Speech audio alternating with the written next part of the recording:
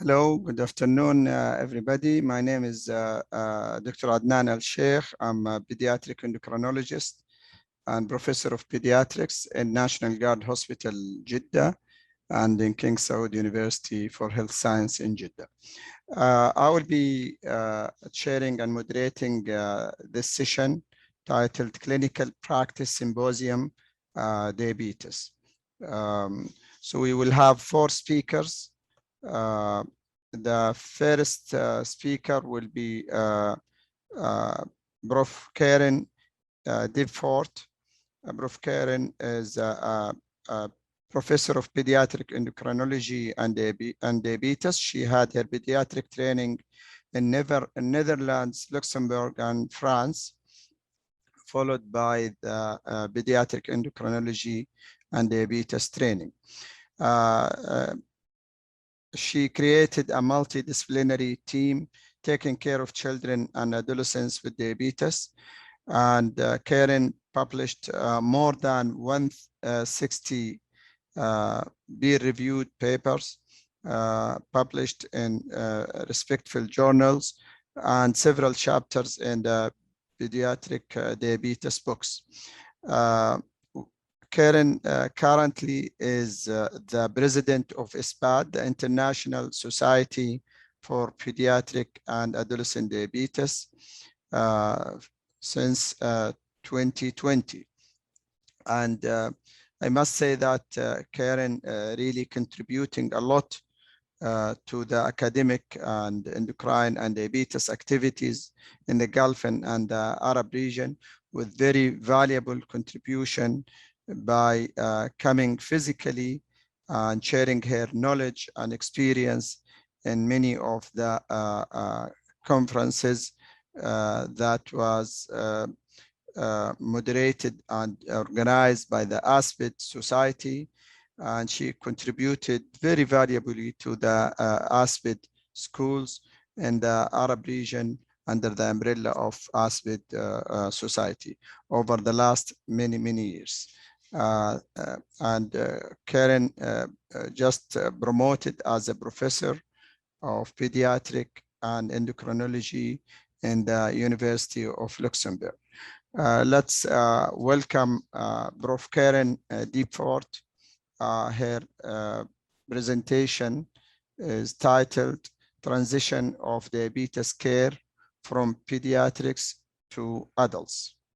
Welcome, Prof. Karen Dipfort. Dear colleagues, first of all, I would like to thank the organizers for inviting me. In this topic, I would like to discuss with you the transition of children with a chronic condition, diabetes, from pediatric to adult care. And I think those who are attending this talk, I hope that there are quite some also from the adult care present in order to hear and share experience from their perspective. I do think from the pediatric side, we still see it as a slippery slope. I'm Corinne de Beaufort. I'm based in Luxembourg and the current president of the unique International Society for Pediatric Adolescent and Young Adult Diabetes. Transitioning from pediatric to adult care with any chronic condition, I don't think that in the end we can have one model fit all. But I think we do have a certain number of considerations to make in order to make it as smooth and good as possible. If we talk about diabetes, I think we should keep in mind our treatment targets at all moments in all age groups. We need to ensure that we strive for a good metabolic control. For ISPAD, it would be an HbA1c below 7% for WHO. It is to obtain in a majority of your population with diabetes an HbA1c below 8%. And of course, we need to observe that physical and psychosocial development is normal, that we achieve and that we achieve for our patients, with our patients, a good quality of life and try to prevent acute and late complications. A good metabolic control is important. And I think you're all aware of the DCCT outcome.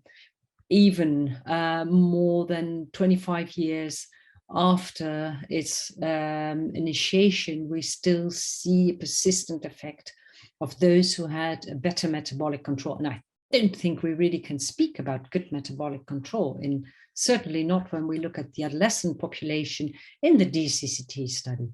But you see that the effect remains a very long time afterwards.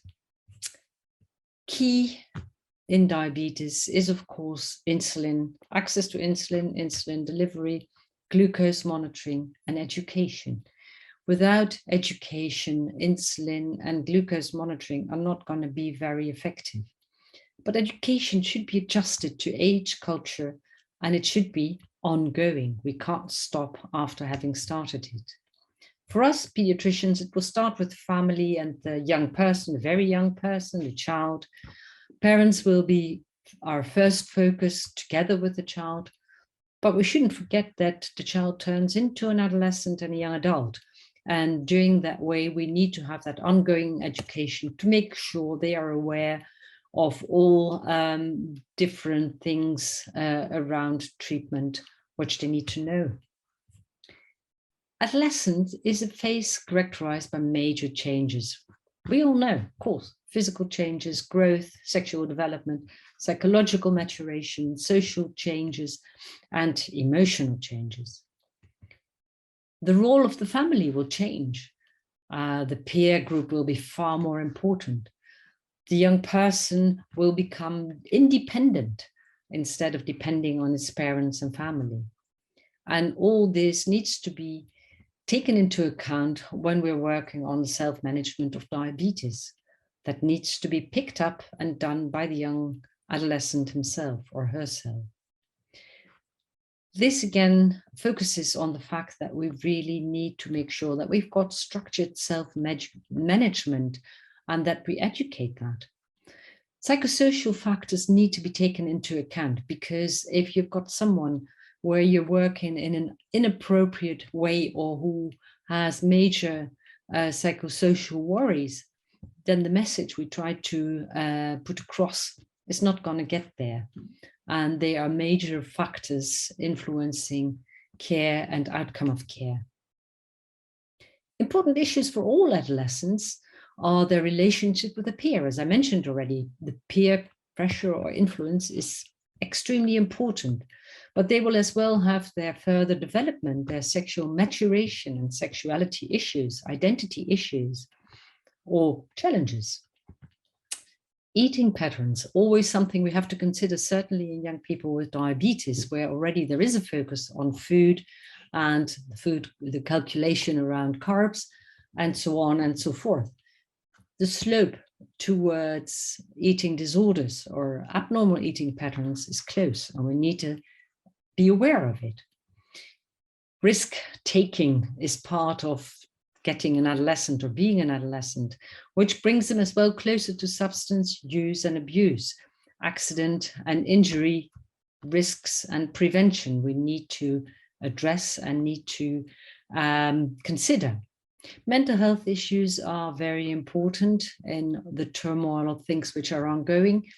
And let's not forget that after the 2 years, of COVID pandemic and restrictions in being in contact with your peer group have had a huge impact on a lot of adolescents and on a lot of people in general.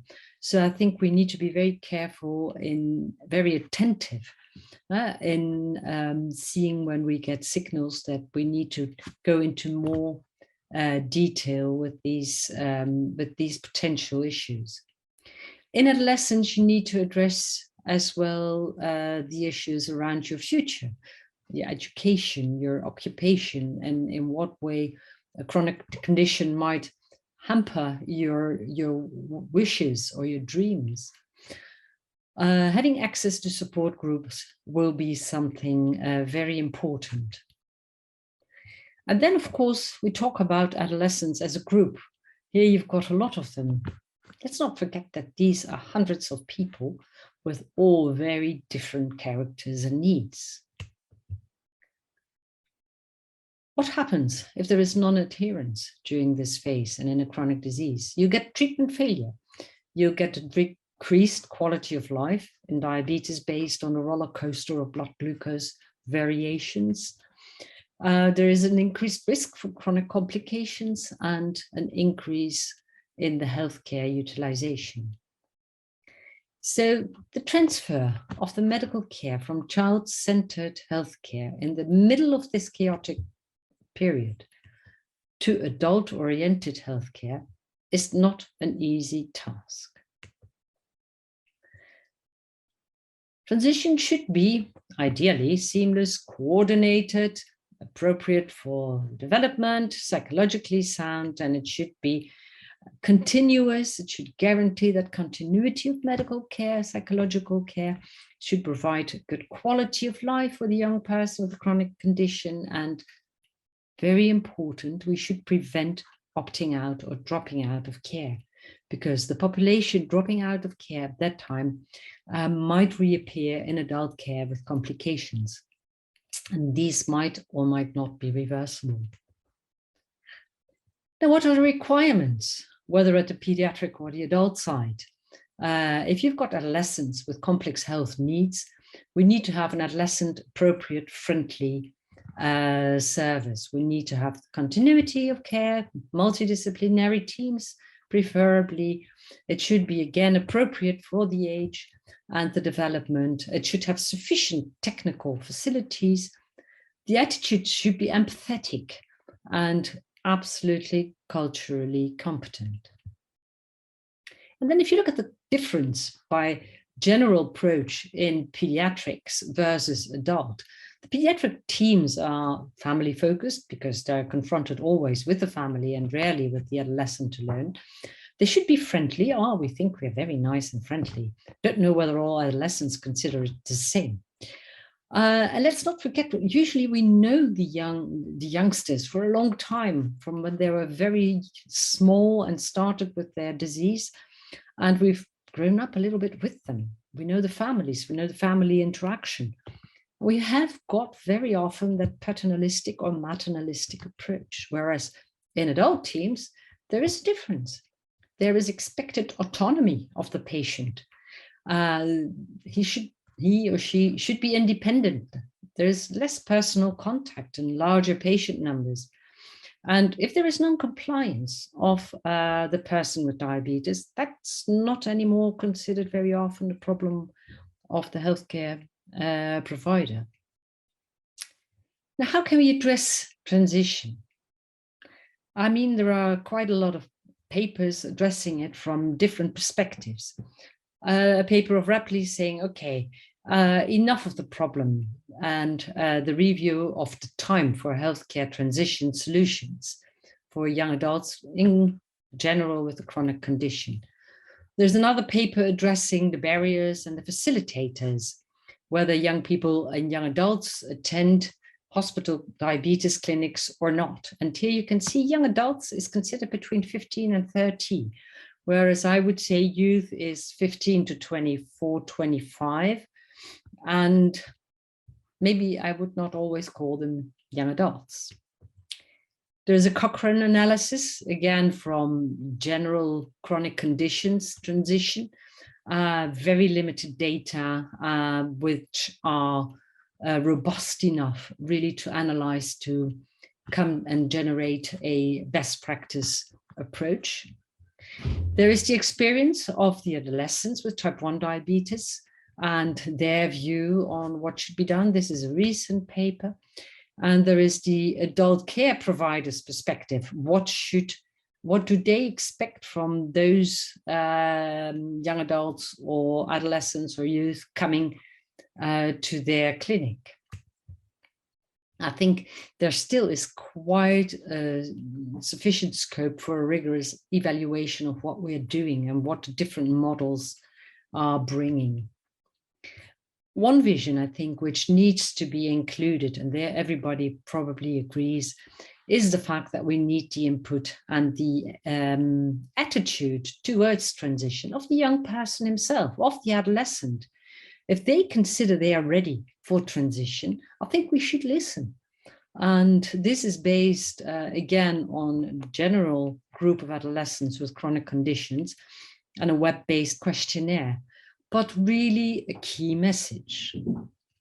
So timing of transition. Again, if we are looking at the attitude and the readiness of the young person, we should include them in that timing and prepare them for the timing. We should know their perception, and we should prepare their perception of moving from pediatric to adult care. We should prepare them for it.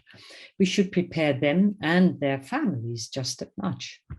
On the other side, we should know what the outcomes are post-transition in order to improve the way transition is done, and the perception on the other side might be on the other side, sorry, the same side of care, but on the adult team. Identify barriers to the transition and facilitating factors to transition should be taken into consideration to optimize this period. Now, very pragmatic is what age should it occur, and when should we start to prepare our patients with diabetes, and how should we prepare them, and can we evaluate it, and how can we evaluate it?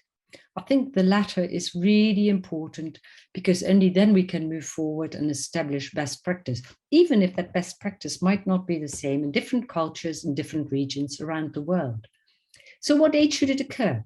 I think it should be flexible, and the data suggests that maybe you shouldn't have a fixed chronological age.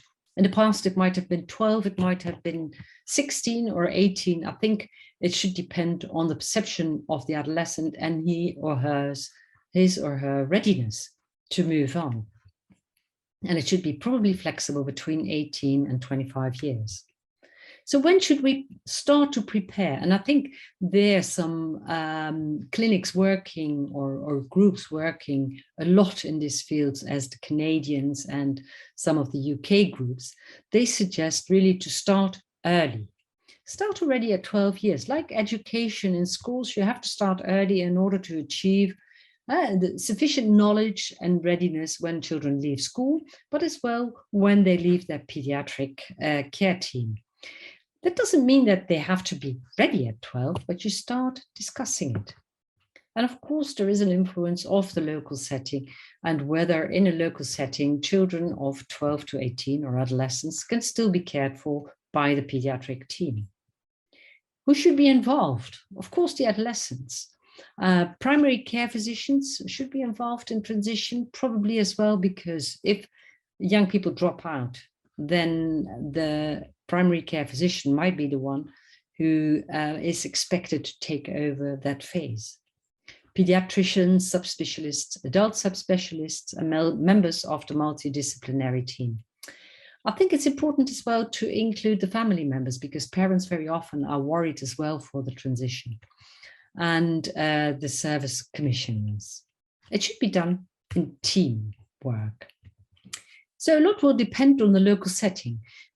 Optimally, everything would be gradual, and if a close collaboration exists between adult and pediatric diabetologists, this definitely is an option. And it can be done as well when a nurse can act as a case manager and be between the two, be the link between the two teams.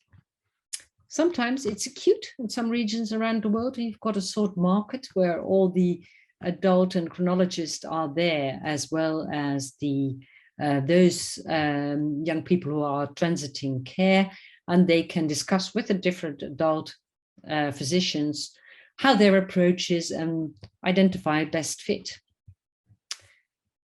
Or there is no transition at all. In some clinics, they've organized either an internal medicine endocrinologist in their team, and they continue to care for children from 0 to 100. I think it is nice to have that shared consultation in the pediatric clinic, or to have a shared consultation in the adult clinic. When they are well prepared, that will facilitate the transition.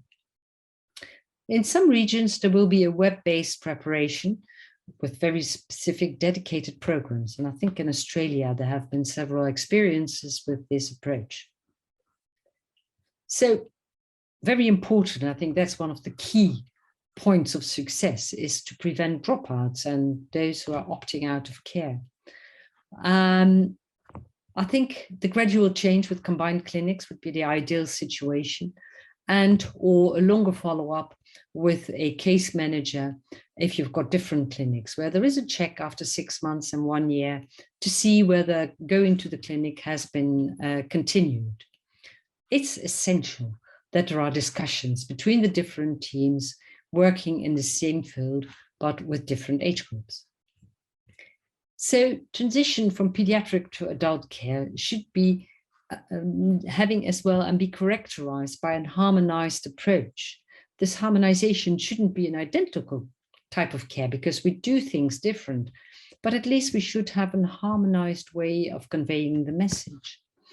Very important to have written information for the adult team and provide that as well to the patient, that he can move to another team if there is not an optimal fit. It is good, I think very good, to have a case manager who can check after transition and have that maybe ongoing for a longer period of time. So my take-home messages on the transition is that there shouldn't be a rigid age. There is no perfect method. One model fits all, but it should be made to measure, to the region, to the person. And I think the most important thing we should consider is that there is continuity in care. There are a harmonization of the approaches, that we've got written summaries for teams and patients, and a longer follow-up, if possible, after the transition. I thank you for your attention. Teamwork on a boat in the Netherlands by young people with diabetes, and teamwork for all the people working around the transition of young people moving into adult care. Thank you, Prof. Karen. Very interesting presentation, and thank you for sharing your experience. We will delay the questions until the end of the 4 sessions. So the next speaker will be Dr. Abdulhadi Habib. Dr. Abdulhadi Habib is a consultant pediatric endocrinologist, and he's the chairman of pediatrics at National Guard Hospital in Medina al-Munawwara in Saudi Arabia. And he's also the ASPID Secretary General. Dr. Abdulhadi was trained and practiced in the UK for the last 15 years before he moved to Al-Medina al-Munawwara in 2007. And also he is a fellow and examiner for the UK Royal College of Pediatrics and Child Health, and a coordinator of the ASPID SP Endocrine Academy. Dr. Abdulhadi Habib main research and interest is monogenic diabetes, and recently he became an associate editor for the Journal of Pediatric Genetics. Dr. Abdulhadi Habib has a valuable contribution in the research of monogenic diabetes and neonatal diabetes in the Arab region, and also he has a very respectful and strong research on DKA prevalence in Al-Medina region in Saudi Arabia. Dr. Abdulhadi is really a very good speaker in many of the regional and international conferences, and his topic today will be on monogenic diabetes. Welcome, Dr. Abdulhadi. Good afternoon, everybody, and thank you very much, Adnan, for the introduction, and congratulations for the new promotion, as we heard in the couple of hours that you've been promoted to be a professor of pediatrics in National Guard, Jeddah. Now, I would also like to thank the organizing committee for the Gulf Association for Endocrine and Diabetes for inviting me to contribute for this meeting. I was given the task of covering monogenic diabetes, and I think this is a very broad subject, as you know, so I'm going to just focus on the following points, and starting with what we mean by monogenic diabetes. I will go through the causes and subtypes quickly, and then I will try to find out if we have any good evidence of how common the condition is. And then I will discuss with you why and how to diagnose monogenic diabetes, and will share with you some clinical cases which illustrated the benefit of diagnosing monogenic diabetes and the utility of genetic testing in diabetes in general. And then I have 1 or 2 slides on future perspective in monogenic diabetes before I conclude. Now, before that, let me just share with you this young man, which I would say triggered my interest in this interesting condition, or in monogenic diabetes in general. And this boy was referred to me at the age of 7 years with asymptomatic hyperglycemia for 3 months. And the reason for detecting this is that the father has diabetes and the grandmother also has diabetes and died at in her early 50s with diabetes complications. So the mother kept testing all her 3 kids, and this boy showed evidence of high blood sugar. She tested his urine. It was also positive, but there was no ketonuria. His BMI was fine. He had no evidence of insulin resistance, such as ketosis nigricans and overweight. His hemoglobin A1C was slightly high, 7.1. He was seen by the father's physician who looks after the dad. And as I said, the dad was diagnosed at the age of 33 years with type 1 diabetes. And interestingly, he had evidence of retinopathy at the diagnosis. So it wasn't really typical for type 1 diabetes. So the adult physician did glucose tolerance test, which showed or confirmed the presence of diabetes with a glucose of 21.7 at 120 minutes. The family were given some dietary advice, and the child was started on a small dose glargine with a review later showed no improvement. A1C was going up, and his blood glucose was also high, though he remained very asymptomatic. He was referred to my clinic, and on further assessment, he showed no pancreatic feature. He's had normal C-peptides and negative pancreatic autoantibodies. And I think at this stage, you would ask yourself whether this is a type 1 diabetes in the prodromal stage, but he had no autoantibodies. You would think about type 2 diabetes, given the history of the father and the grandmother, but I mean, the child didn't really have enough evidence of that, and that his A1, his BMI was within the normal range. And because of the family history and the fact that he had no autoantibodies, then you would think about the possibility of maturity onset diabetes of the young. But he is very early for this condition. And indeed, we sequenced his hepatic nuclear factor 1 alpha gene and confirmed the diagnosis of MODY3, both in the child and his father.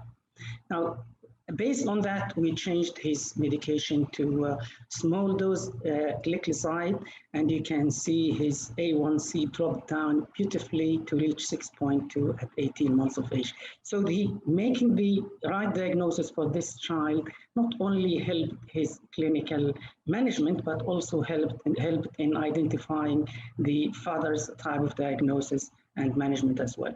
And unfortunately, not all children or people with monogenic diabetes just have this condition. It is a heterogeneous condition, and you can see here there are at least 50 genes now in which mutation can lead to different forms of monogenic diabetes through different mechanisms.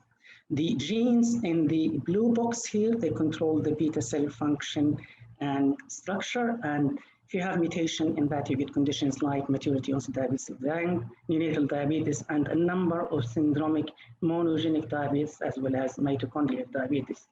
Now, the genes in the pink here are involved in the insulin signaling and the insulin receptor as well. So if you have mutation in these genes, you will get syndromes of insulin resistance.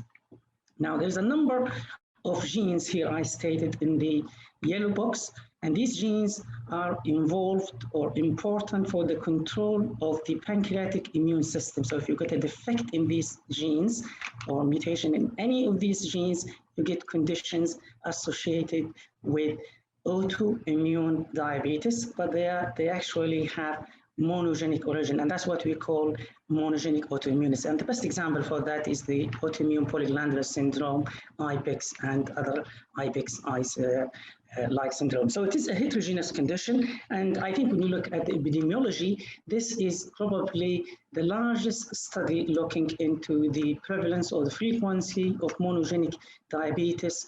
And as you can see, the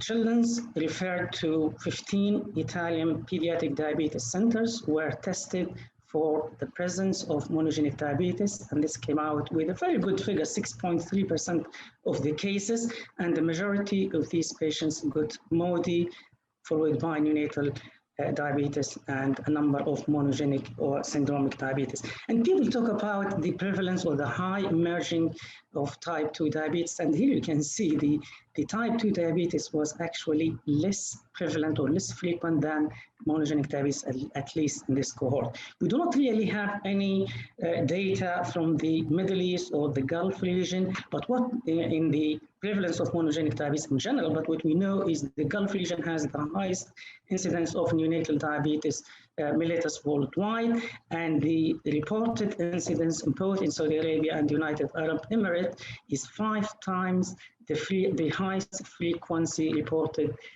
figures from Europe and the USA. So how we make the diagnosis of monogenic diabetes? I mean, it's very difficult really to summarize this up because this is a heterogeneous condition, but we usually try to identify patients with high susceptibility or high possibility of having monogenic diabetes. And this includes any patients with any of the following, either those who diagnosed in the first 6 months of life, or maybe say 9 months of life, those who have mild stable fasting hyperglycemia with extrapancreatic feature, antibody negative, and family history of diabetes without the typical features of type 1 and type 2 diabetes. And out of these, you can the next step is to take them for genetic testing. And if you have really very clear characterization of the phenotype, then you can do direct sequencing of just a single gene.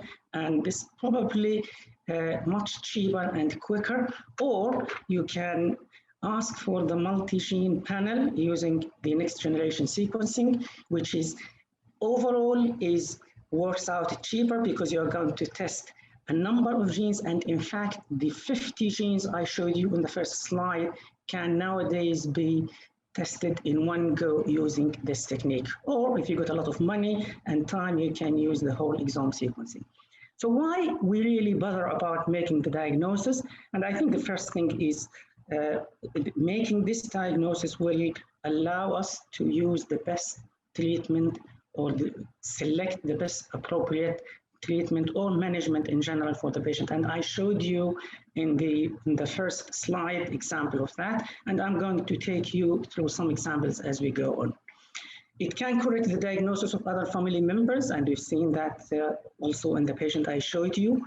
It can enable the genetic counseling, and I'll show you that, explain other associated features. We'll show this in a number of cases, and it can predict the clinical course of the disease because some of these forms of monogenic diabetes have very mild, stable course that doesn't need treatment. And of course, it has a lot of scientific evidence or scientific benefit because knowledge of rare conditions can help us really understand the mechanism of disease of more common conditions. Let me start with this young girl who's the product of consanguineous parents.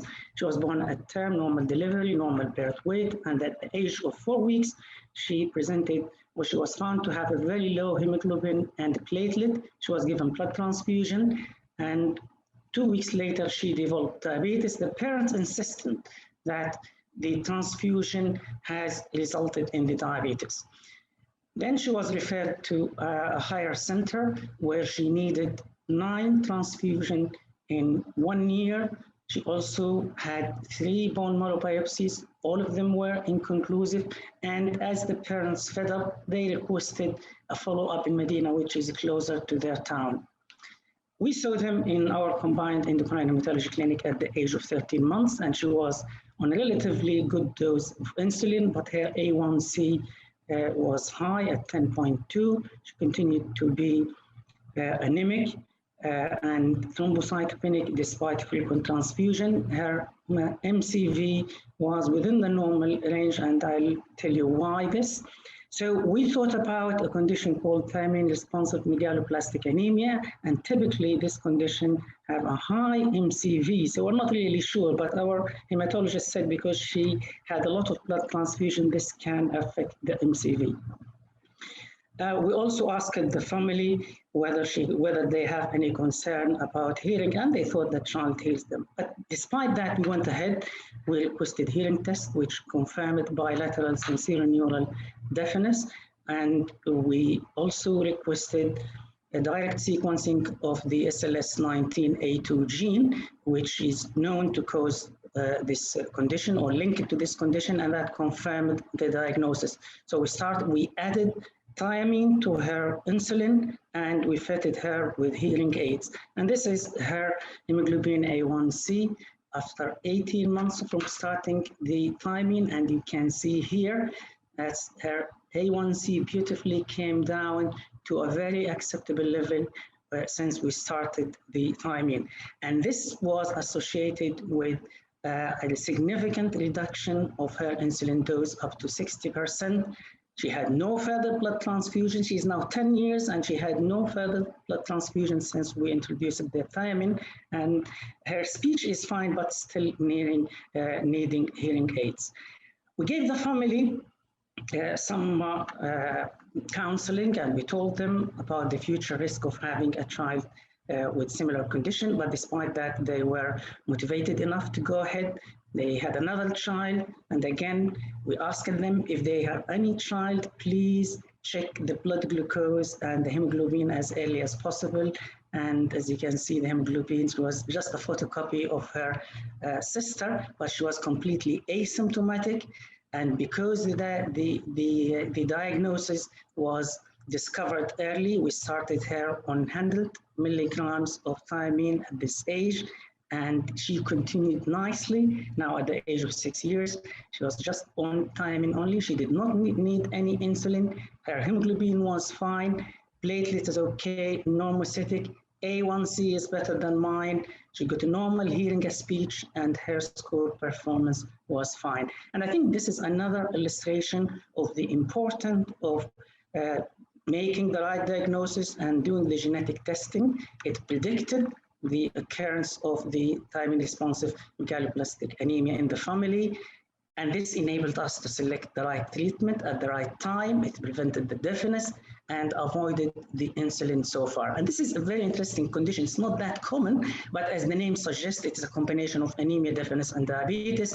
Some patients have also minor features such as thrombocytopenia, short stature, cardiac and visual defect, as well as CNS anomalies. Now, it is caused by mutations or biallelic mutation or homozygous mutations in the SLS19A2 gene, which encodes the thiamine transporter protein 1. So these patients have a defect of getting the thiamine inside the cells rather than the amount of the thiamine in the blood, where if you really measure the thiamine in the serum or in the blood in general, it will be normal. And this is just to try to simplify what happened in this condition. Here we got the thiamine, which is important for the formation of the thiamine pyrophosphate transporter, which is a cofactor for a number of enzymes in the cellular metabolism. And in order to function, it has to be taken inside the cell using these two transporter 1 and 2. 1 is encoded by the SLC19A2 gene, which is expressed in all tissues. And there is another gene encoding the thiamine transporter 2 transporter number 2, which is SLC19A3, and this gene is not expressed in the beta cell, bone marrow, and inner cell. If you have a lot of thiamine in the blood, it can really go inside the cells using the passive diffusion, so regardless of this of these transporter. Now, so in this condition, you got a defect in this gene, so you only have the thymine transporter 2 to get the thymine inside the cell, and we know this is not expressed in the beta cell, marrow, and inner cell, and that's why patients with this condition they have a problem in the pancreas, bone marrow, and the inner cells. But if you give a lot of exogenous thymine, then it can diffuse and bypass all these things and improve the situation. We recently looked at the phenotype and genotype and the response to thiamine in a number of patients from 16 countries. And as you can see here, all these patients, or the majority of these patients, responded or improved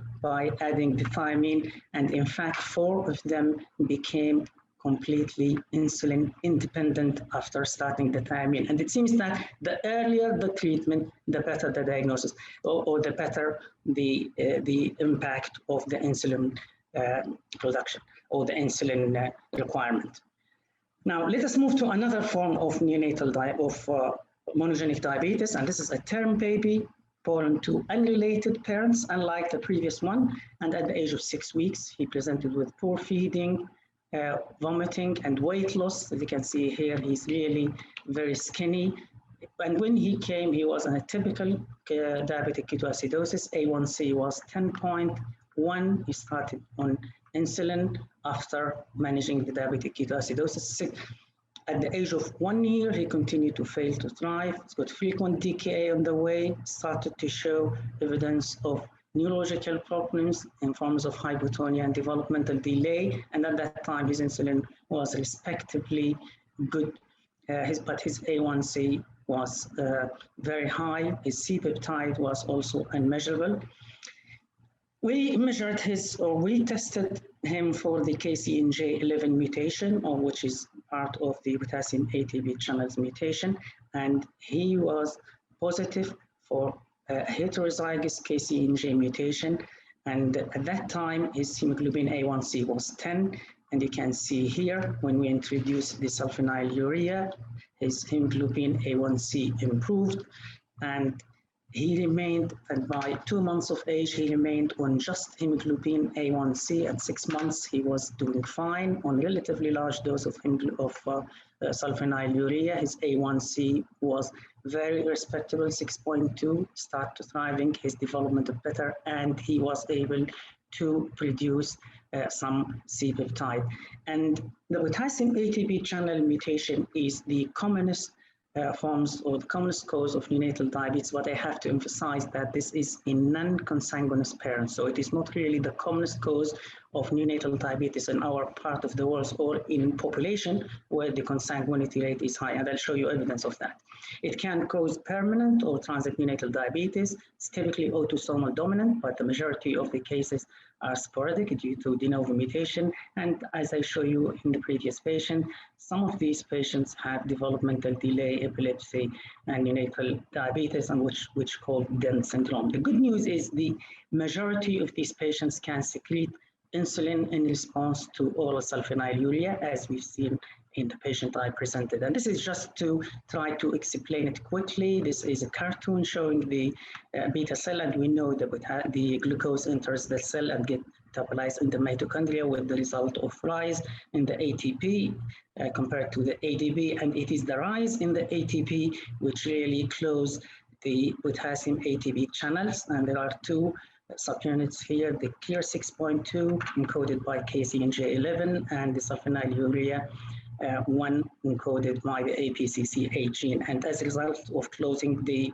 ATP channel, then you depolarize the membrane, influx of calcium inside the cell, which secrete or relieve the insulin from the insulin granule. So if you just imagine here, if you got a mutation in this, then this will not happen. If you give sulfonylurea, it will close the potassium ATP channel by completely independent mechanism to the ATP, and as a result, you have secretion of insulin and improvement in the A1C. And this has been showed really in a lot of data or a lot of studies. These are the first two studies, I'd say, which shows the the impact of switching from insulin to oral sulfonylurea in patients with diabetes due to potassium ATP channel. And if you ask me what is the breakthrough in pediatric diabetes over the last 20 years, I would say the ability of managing patients or switching patients from insulin to sulfonylurea. And they don't just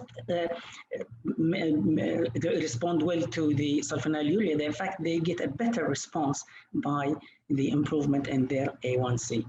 And as a result of these studies and others, the recommendation was to any patients, or regardless of their age, who presented with diabetes in the first 6 months of life should be tested for these mutations and others, and to be given a trial of oral sulfonylurea. And this is what we've been doing, but unfortunately, we found no potassium ATP channel mutation in our cohort of 17 patients who were followed up or diagnosed over a period of 10 years. But this is an old study, it's nearly 10 years. I can't really imagine how the time is passing so fast. So we had other patients recently, but I think we need to repeat that. Right, but this raised the question whether permanent neonatal diabetes is different in Arab compared to European and North American. And in fact, we confirmed that as you can see here, yes, there was some potassium ATP channel mutations in the Arab cohort compared to the British cohort in the sky blue. But in our cohort, we found that Wilkie-Traleson syndrome due to EF2AK3 mutation is the commonest cause of permanent neonatal diabetes in Arab. So there is a different etiology in this part of the world compared to Europe and North America, where potassium ATP channels are the commonest. This is the typical look of child with Wilkie-Traleson syndrome, which is the commonest cause of neonatal diabetes in our region. And as you can see, they got skeletal deformities, got diabetes, they got skeletal dysplasia, fragmentation, both of the vertebra, the metacarpal bones, as well as the femoral head. And this is not the main problem. The major problem is the majority of these patients have liver defect and die of severe fulminant hepatitis. And in fact, one of our patients, this is just a cohort from 8 Arab countries, and you can see the majority of these patients, all of them have diabetes, but the majority have liver disease, which is more frequent than the skeletal dysplasia, which is thought to be one of the major criteria of the disease. The good news is one of these patients really underwent liver transplantation and improved as a result of that, at least as far as the liver is concerned. And the liver transplantation and the organ transplantation in general provided a new hope. There are at least now 4 publications, not just on liver transplantation, but some of these patients got multi-organ transplantation, including liver, pancreas, and kidney. And as you can see here, most of them have became off insulin and had no further hepatitis. Now, what else can we do for these patients? This is a data from Asmatib's group, and you can see here, this is a very big family with Wilkie-Traleson syndrome from United Arab Emirates. And as a result of using the pre-gestational diagnosis, the family were able to have a healthy child using this technique. So if you don't really have the facility to correct the diagnosis or cure the condition, you can at least provide them with some help. Now, let me end up with this young man who was 8 years of old when he was referred to our clinic with nocturnal enuresis. And just routinely, his blood sugar was measured and was high, 8 millimoles. Postprandial went up to 9.8. He's got no glucosuria. He has hemoglobin A1C borderline, normal weight, no acanthosis, negative autoantibodies. Similar to the first patient I showed you in the presentation, but the parents were not diabetic and the blood glucose was not really high. And based on that, we sequenced the glucokinase gene and identified a de novo heterozygous mutation confirming the diagnosis of MODY2. And this is a very mild condition, and it's really an example of where the just diet control alone will help in maintaining the blood glucose for these patients. And just to remind you that the glucokinase is the gene, is the glucose sensing gene, which tells the beta cell how much insulin it should produce. So these patients, they just have their thermostat, if you'd like, just set up a little bit higher than non-diabetic. They can produce insulin, but they really need to have a higher blood glucose. So instead of 6 and 7, you need it really to be around 9 and 8 to secrete insulin. So maturity onset diabetes of the young, or MODY, is, as I said earlier, is the commonest form of monogenic diabetes. It's an autosomal dominant, but can occur as a sporadic case, as we've seen in this patient. Typically, patients present during early adulthood, just before the age of 25, but they can present very early on, typically non-ketotic diabetes. A lot of diabetics nowadays are raised as or diagnosed as type 2, but mind you, you can have MODY with diabetes, and there are a couple of case reports at least with MODY and diabetes. And MODY is not just one condition, it's a heterogeneous condition. This is a very nice systematic review published last year, and it showed you so far we got 14 different forms of MODY. Of course, we're not going to go through them, but I showed you, the last patient I showed you was MODY 2. They usually present in the pre-adolescent stage, and as you can see, mild hyperglycemia, excellent prognosis, no treatment is needed, at least during childhood. And the one I showed you earlier is the commonest form of MODY, MODY 3, hepatic nuclear factor 1 alpha, usually present around adolescence. They have high risk of microvascular complication. If you remember, the father of the first child is got retinopathy at the diagnosis. They got low glucose threshold, i.e. they have glucosuria at a relatively low glucose level, and you can really manage them at least for a good number of years using the sulfonylurea alone. So what is the future caring for us in terms of monogenic diabetes? I think it is expected with the availability of genetic testing that more genetic causes will be identified, and more patients will be diagnosed, and maybe these patients were either misdiagnosed or undiagnosed with other forms of diabetes. The other point I'd like you to be aware of, that we are moving, I think, into the era of considering routine screening for monogenic diabetes, not just in the diabetes clinics, but also as part of newborn screening program, particularly in areas where neonatal diabetes is high. This is a very nice study published 2 years ago from an Australian group looking at the cost effectiveness of the routine screening versus selected screening for maturity onset diabetes of the young in a pediatric diabetes cohort, and and using the parallel sequencing, i.e. the multiple gene sequencing. They looked at the cost of the genetic testing, the cost of the using insulin versus sulfonylurea, because as a result, because if you really made the diagnosis of the commonest form neonatal of MODY, then you can use sulfonylurea rather than insulin, and the need for follow-up, complication, and the quality of life. And to my surprise, there was a good health benefit of the routine screening or the genetic screening within the first year, and this has really improved or offset again within the following 10 years. And this routine screening reduced the healthcare cost by a good amount of money over 30 years. And most of these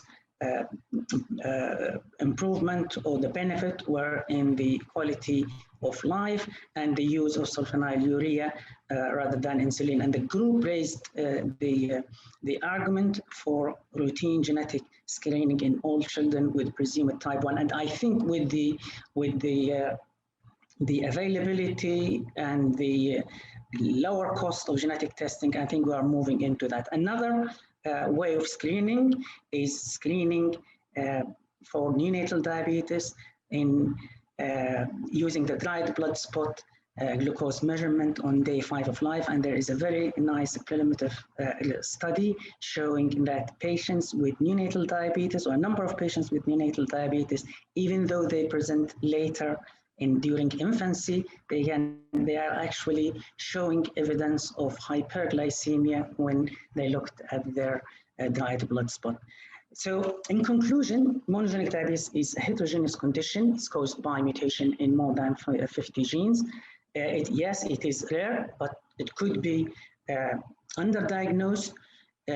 Even though the condition is rare, I think making the diagnosis can influence the clinical management, and I hope I showed you some evidence of that. And I think the screening for monogenic diabetes sometimes in pediatric clinics could be a routine practice in the near future. And with this, I'd like to thank you, and I'd like to thank all my colleagues who helped me in putting all these data I showed you together, not just from the Middle East, but from Europe.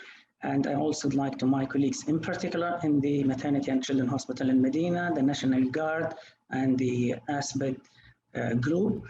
And I would also like to thank the Wellcome Trust for supporting most of our work. Thank you very much. Thank you, Dr. Abdulhadi. That was a valuable presentation, sharing your experience and research in the Gulf region in the monogenic diabetes. And we will keep the question till the end of the session. So we will move to the third speaker. The third speaker is Dr. Seif Ali. Dr. Seif is an associate professor of pediatric endocrinology in Sultan Qaboos University, and he is also the assistant executive president for International Cooperation Department and Oman Medical Specialty Board. Dr. Seif graduated from the College of Medicine in Sultan Qaboos University, and then he joined McGill University to do the pediatric residency training and the fellowship in pediatric endocrine in Montreal, Canada. Dr. Seif has published more than 50 peer-reviewed articles in highly indexed journal, and he is also one of the editorial board of Oman Medical Journal. Dr. Seif was elected to be the first president of Oman Pediatric Society, and also the vice president of Oman Diabetes Association for 4 years. And he was appointed as the assistant executive president for international cooperation. Dr. Seif also oversees and organizes the training of Omani residents and fellows abroad. Dr. Seif presented many local and international presentation in conferences and workshop, and his topic today is lipodystrophy. Let's welcome Dr. Seif. Thank you, Prof. Adnan, and congratulations for your recent promotions. We are all happy for you in the Gulf, and hopefully we will get more professors soon. I was given the task to present lipodystrophy in the coming 25 to 30 minutes. It's a huge topic. I will try my best to review the topic and give you an insight of it. I want to thank the organizing committee also to allow me to participate with you today. I have no conflict of interest. The objective of my presentation is to review lipodystrophy in general, talk about the clinical manifestations and the treatment options, our experience in Oman and the region quickly, and then some take-home messages. So lipodystrophy syndrome is a rare disorder. It's ultra rare, actually. It's not curable. And the global prevalence of lipodystrophy in the world is between 1.3 to 4.7 cases per million. But our understanding to this disease in the Gulf region that we have many cases undiagnosed. So I don't think this prevalence work with us. And I think we have a higher prevalence than this in the Gulf and the Arab world. It's basically a selective deficiency of adipose tissue in the absence of nutritional deprivation or a catabolic status. And this will result in a low or extremely low level of leptin. And the leptin is the culprit of most of the comorbidity which happens in lipodystrophy. So lipodystrophy is a complex metabolic disorder characterized by a regional or generalized loss of adipose tissue. And this will result in deficiency of the hormone leptin, because hormone leptin is secreted mainly from the white adipose tissue. And leptin is really the important hormone, one of the important hormones for energy homeostasis and metabolic function. So as a result of leptin deficiency, it carries a lot of risk to the metabolic status of the patients. They usually have insulin resistance, hypertriglyceridemia, they develop type 2 diabetes mellitus, and also because of the leptin role in appetite, they have huge appetite, and they also get chronic fatigue. The other problem with lipodystrophy is because the adipose tissue is the storage is not there. There will be an ectopic fat deposition in the organs, liver, muscle, and other organs, and this will cause serious organ damage. Lipodystrophy is divided into 4 main categories, and this is based on 2 things: in the etiology, if it's congenital or acquired, and also based on the distribution of lost adipose tissue. And because of this characteristic, this will yield to 4 categories: congenital generalized lipodystrophy, familial partial lipodystrophy, acquired generalized lipodystrophy, and acquired partial lipodystrophy. There are other forms of lipodystrophy related to other disorders, syndromes, and also acquired causes like progeroid disorder and autoinflammatory disorders. But before we talk about lipodystrophy, I think we need to review the adipose tissue and the hormone leptin, because it's really important to understand the pathophysiology of lipodystrophy to understand the treatment options and the different types of lipodystrophies. So as you know, adipose tissue is a vital organ of a complex network, and it participates in a regulation of various biological functions. And the white adipose tissue secrete many hormones, growth factors, enzymes, cytokines, complement factor, and matrix protein. And the most extensively studied of those adipokines is, to the date, is the hormone leptin. Leptin is a complex hormone with many vital roles to the body. So it's not only affect the metabolic status and the status of insulin and insulin resistant, but also it acts in the brain for food intake and energy expenditure. It regulates certain hormones in the brain. We'll talk about them in details. But it also affects the vascular functions, reproductive functions. It affects the bone maturation and bone mass, and have also an important role in the immune system modulations. There are also direct effects of leptin in organs like kidney, bowel, pancreas, and muscles. So how does leptin regulate the food intake and homeostasis, energy homeostasis? Now the literature, we know from the literature, there are many neurons in the brain which are regulated by leptin and insulin. Of those are agouti-related protein neurons and melanocortin neurons. Those two important neurons are really the target of leptin and insulin.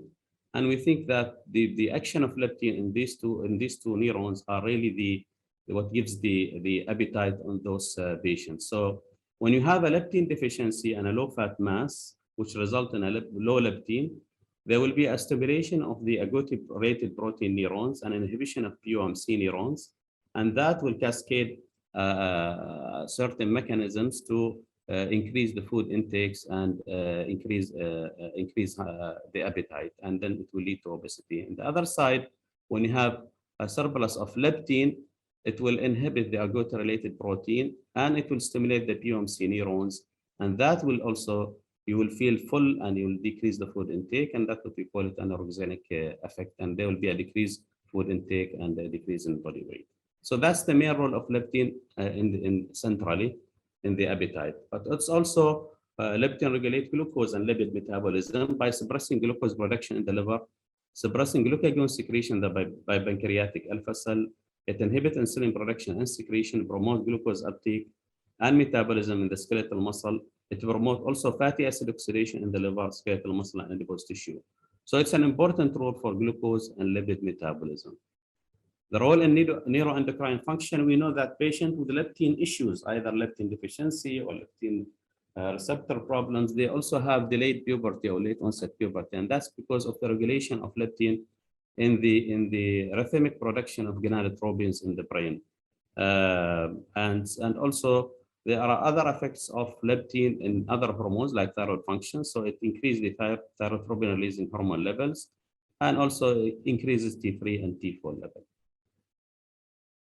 As we said, leptin is an important immune modulator. It stimulates neutrophil chemotaxis and promote macrophage phagocytosis. It also promotes production of pro-inflammatory cytokines like interleukin-6 and TNF alpha factors. It also increases the production of T helper cell. Because of these actions, when you have low leptin, those patients are prone to sepsis and bacterial infections. Leptin also will modulate the bone metabolism both centrally and peripherally by regulating the bone formation through stimulating the hormone that affect bone remodeling and promote the differentiation of marrow-stromal cell into osteoblast. Leptin also will stimulate osteoblast proliferation and mineralization. Now we go into the pathophysiology of lipodystrophy. How lipodystrophy affects the body. So initially in the left side here, you can see the lack of adipose tissue, the lack of adipocytes from the adipose tissue will result in low leptin. The low leptin will increase the appetite centrally. It will lead to increased hyperphagia and increased calorie intake, and also it will lead to the metabolic syndrome because of the high intake of calorie and because of also effect of leptin in the glucose and lipid metabolism. So you get the metabolic syndrome. And because of the lack of the normal storage of fat will be deposited in other organs, and you will get like ectopic fat deposition in the liver, and you'll get hepatosteatosis. So this is basically the basic mechanism of lipodystrophy. The more loss of fat you get, the lower the leptin, the more metabolic syndrome and ectopic deposition will happen. This is the effect in the organs. So in the muscle, there will be a decreased glucose utilization, decreased fatty acid oxidation. Centrally, we say decreased satiety, increased food intake. It affects also the liver, the heart by increasing fatty acid in the circulation. So possibly they will get cardiomyopathy, and they get very often in the generalized type hypertension. They also, it gives you, because of the deposition of fat and the increase of insulin production because of the diabetes, it will lead to atrophy of the pancreas. And it also affects the reproductive functions by effect of the high insulin. So they get very often PCOS, and they can get also acromegaly feature because of high insulin and acanthosis nigricans. In the liver, they get hepatosteatosis, increased lipid synthesis, and increased glucose production. So if we replicate that to the clinical picture, they will get hyperphagia, hepatic steatosis, insulin-resistant diabetes, and reproductive dysfunction, and serious comorbidity like hypertension, heart failure, cardiac rhythm disturbances, and cardiomyopathy. They can get even liver cirrhosis, acute pancreatitis because of high TGD, and they get very often proteinuria in the generalized type, and some of them they end up with end-stage renal disease, and they get also proteinuria and nephropathies. And I think if you want to know about lipodystrophy, this is a very sentinel paper and landmark paper where it was a group of experts around the world met and produced this multi-society practice guidelines. It's easy to read, and I think everybody who have a patient with lipodystrophy need to read this paper. It's by Rebecca Brown in Endocrine in 2016, and I recommend it to everybody. So if you have a patient with lipodystrophy, first of all, you have to have the suspicion of lipodystrophy, and you need to rule out conditions that give you a catabolic status or anorexia, for example, that will lead to lipodystrophy. If you ruled out a condition like that, then you look at the pattern of fat loss.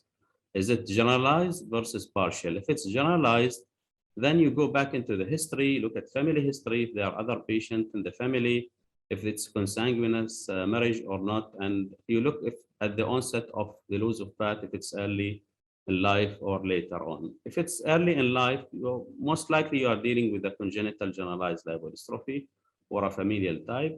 And if it's a familial type, then you think of an autoimmune association. If it's a partial loss of fat loss, then you rule out localized lipodystrophy. And in the localized lipodystrophy, there are many diseases and acquired diseases. You need to rule them out. Once you rule that out, you look at the distribution of loss of fat, the onset, if it's early in life, if there is a family history, and if the fat loss is affecting the lower limbs, the limbs and the lower part of the body, you'll think of familial partial lipodystrophy. If the fat loss developed at some point in life, and there are other in a cephalocaudal progression, and there are autoimmune feature, you will consider an acquired partial lipodystrophy. And I think this is not very complicated, but to make your life easier, a team in Spain developed an app in the Android or an iPhone. You can download it, called LipoDDX. LipoDDX, what it does, it takes you through this algorithm, and it will ask you certain questions about your patient until you reach a definitive diagnosis. It's an accurate app, well studied, and we use it in our clinics when we have a case with lipodystrophy. It's good for pediatric and adult. So as I said before, there are 4 types of lipodystrophies: the congenital generalized, the acquired generalized, and then the familial partial and acquired partial. Under each one, there are certain subtypes with certain phenotypes, which I will talk in general about them. First, we'll talk about the generalized lipodystrophy, and then we'll talk about the partial lipodystrophy. So the generalized lipodystrophy, there are 2 categories: the congenital generalized lipodystrophy and the acquired generalized lipodystrophy. In the congenital type, there are 4 types of congenital generalized lipodystrophy. According to the gene mutation, there are 4 genes known. In the Gulf region, we have the congenital generalized lipodystrophy type 2 and type 4. This is what we usually see. In the acquired generalized lipodystrophy, you need to think of an autoimmune association panniculitis, and very often, sometimes we don't see a cause for the acquired generalized lipodystrophy. You need also to understand that generalized lipodystrophy is associated and overlap with other inherited syndrome, and you need to keep that in mind, like Candle syndrome, progeroid syndromes, and short syndromes.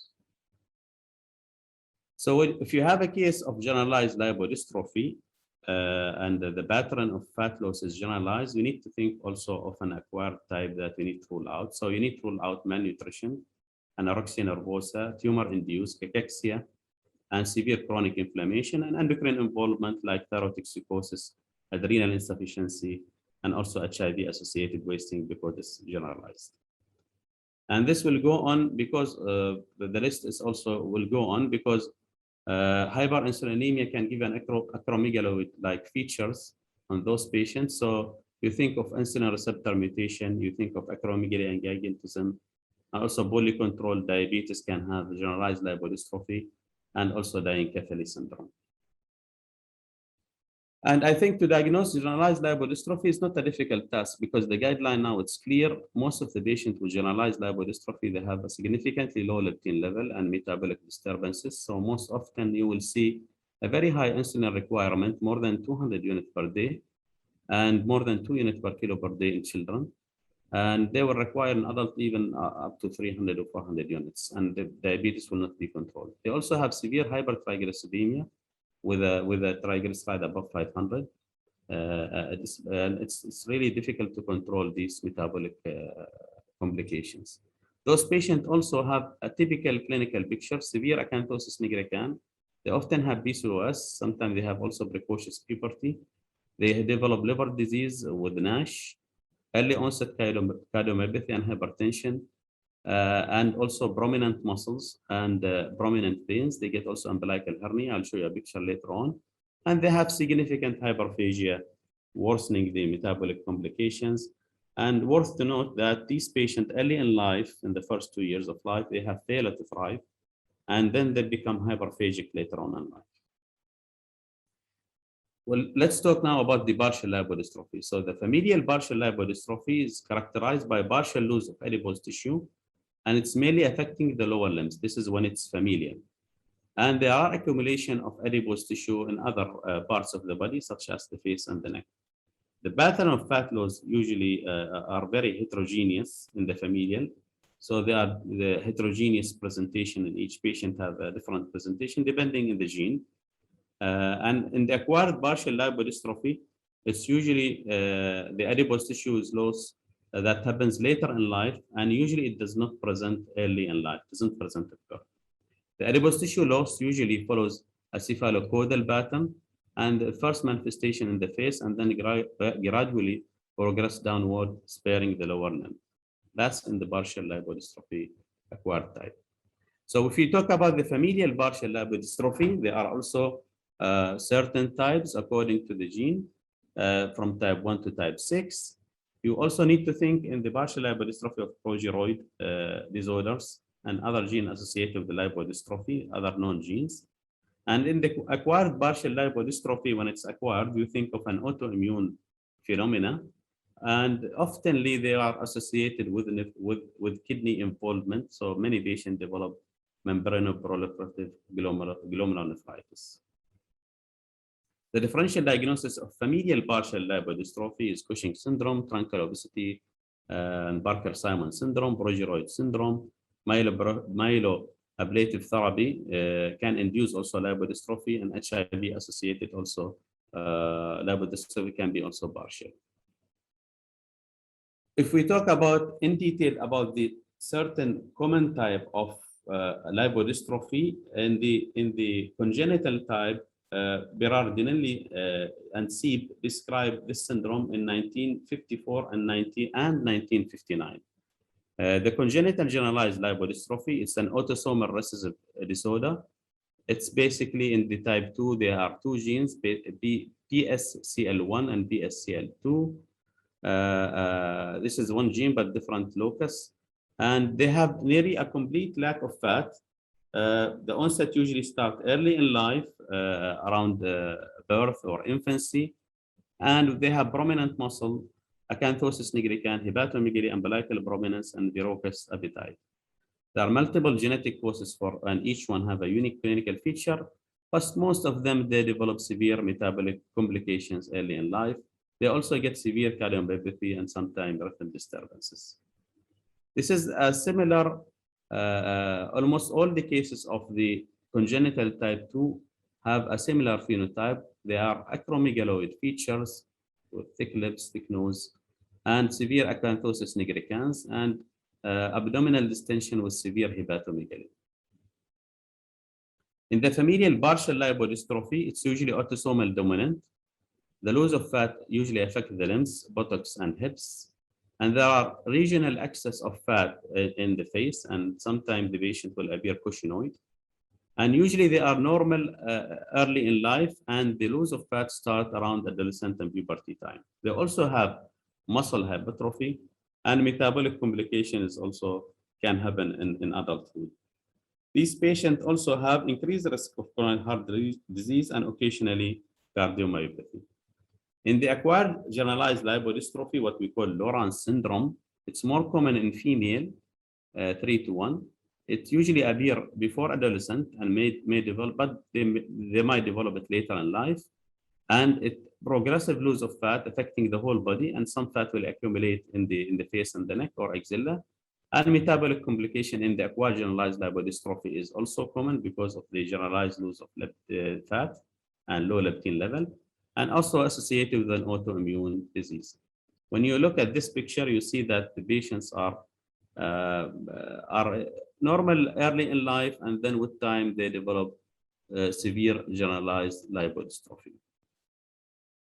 In the acquired partial lipodystrophy, what we call Barker-Simon syndrome, it's most commonly in female also. It usually begins in childhood or adolescent, and the loss of fat is craniocaudal. It starts at the head and it goes down, and it usually spares the lower limbs. So fat accumulates in the hips and the buttocks and the legs, and also associated with autoimmune disease, membranoproliferative glomerulonephritis, and they often have low complement level. But because it's only partial lipodystrophy, they have the metabolic complications are really not common in this disease. You see here a picture of an acquired partial lipodystrophy where she was normal early in life, and then with a progression over the years, you can see the face, there is a loss of fat in the face and in the upper part of the body, but sparing the lower limb. And this is very typical of acquired partial lipodystrophy. So what do we do when we have a child or an adult with lipodystrophy? You need to screen for complications and comorbidity. And this is around the metabolic syndrome, so diabetes, dyslipidemia, fatty liver disease. You need also to look at the cardiovascular carefully system. You measure the BP, you check for arrhythmias, and you do an echo for obstructive cardiomyopathy. You also have to rule out reproductive dysfunctions, kidney disease. Often they have proteinuria. Malignancy is not common, only in the acquired generalized lipodystrophy and progeroid syndrome. And there was a question at one time about leptin and malignancy, and it was later on found that leptin does not give you malignancy, but it's the disease itself. There are a high risk of not a high risk, but there is a risk of malignancy in the acquired generalized lipodystrophy. So you have a few minutes, Dr. Seif. You have another 3 minutes to finish. MashaAllah, I'm only 20. Okay. So there are major morbidity on those patients. It's usually around the metabolic syndrome, non-alcoholic fatty liver disease, and renal dysfunctions. And you can see here most of the organs are affected. They can also get diabetes early in life and high TGD.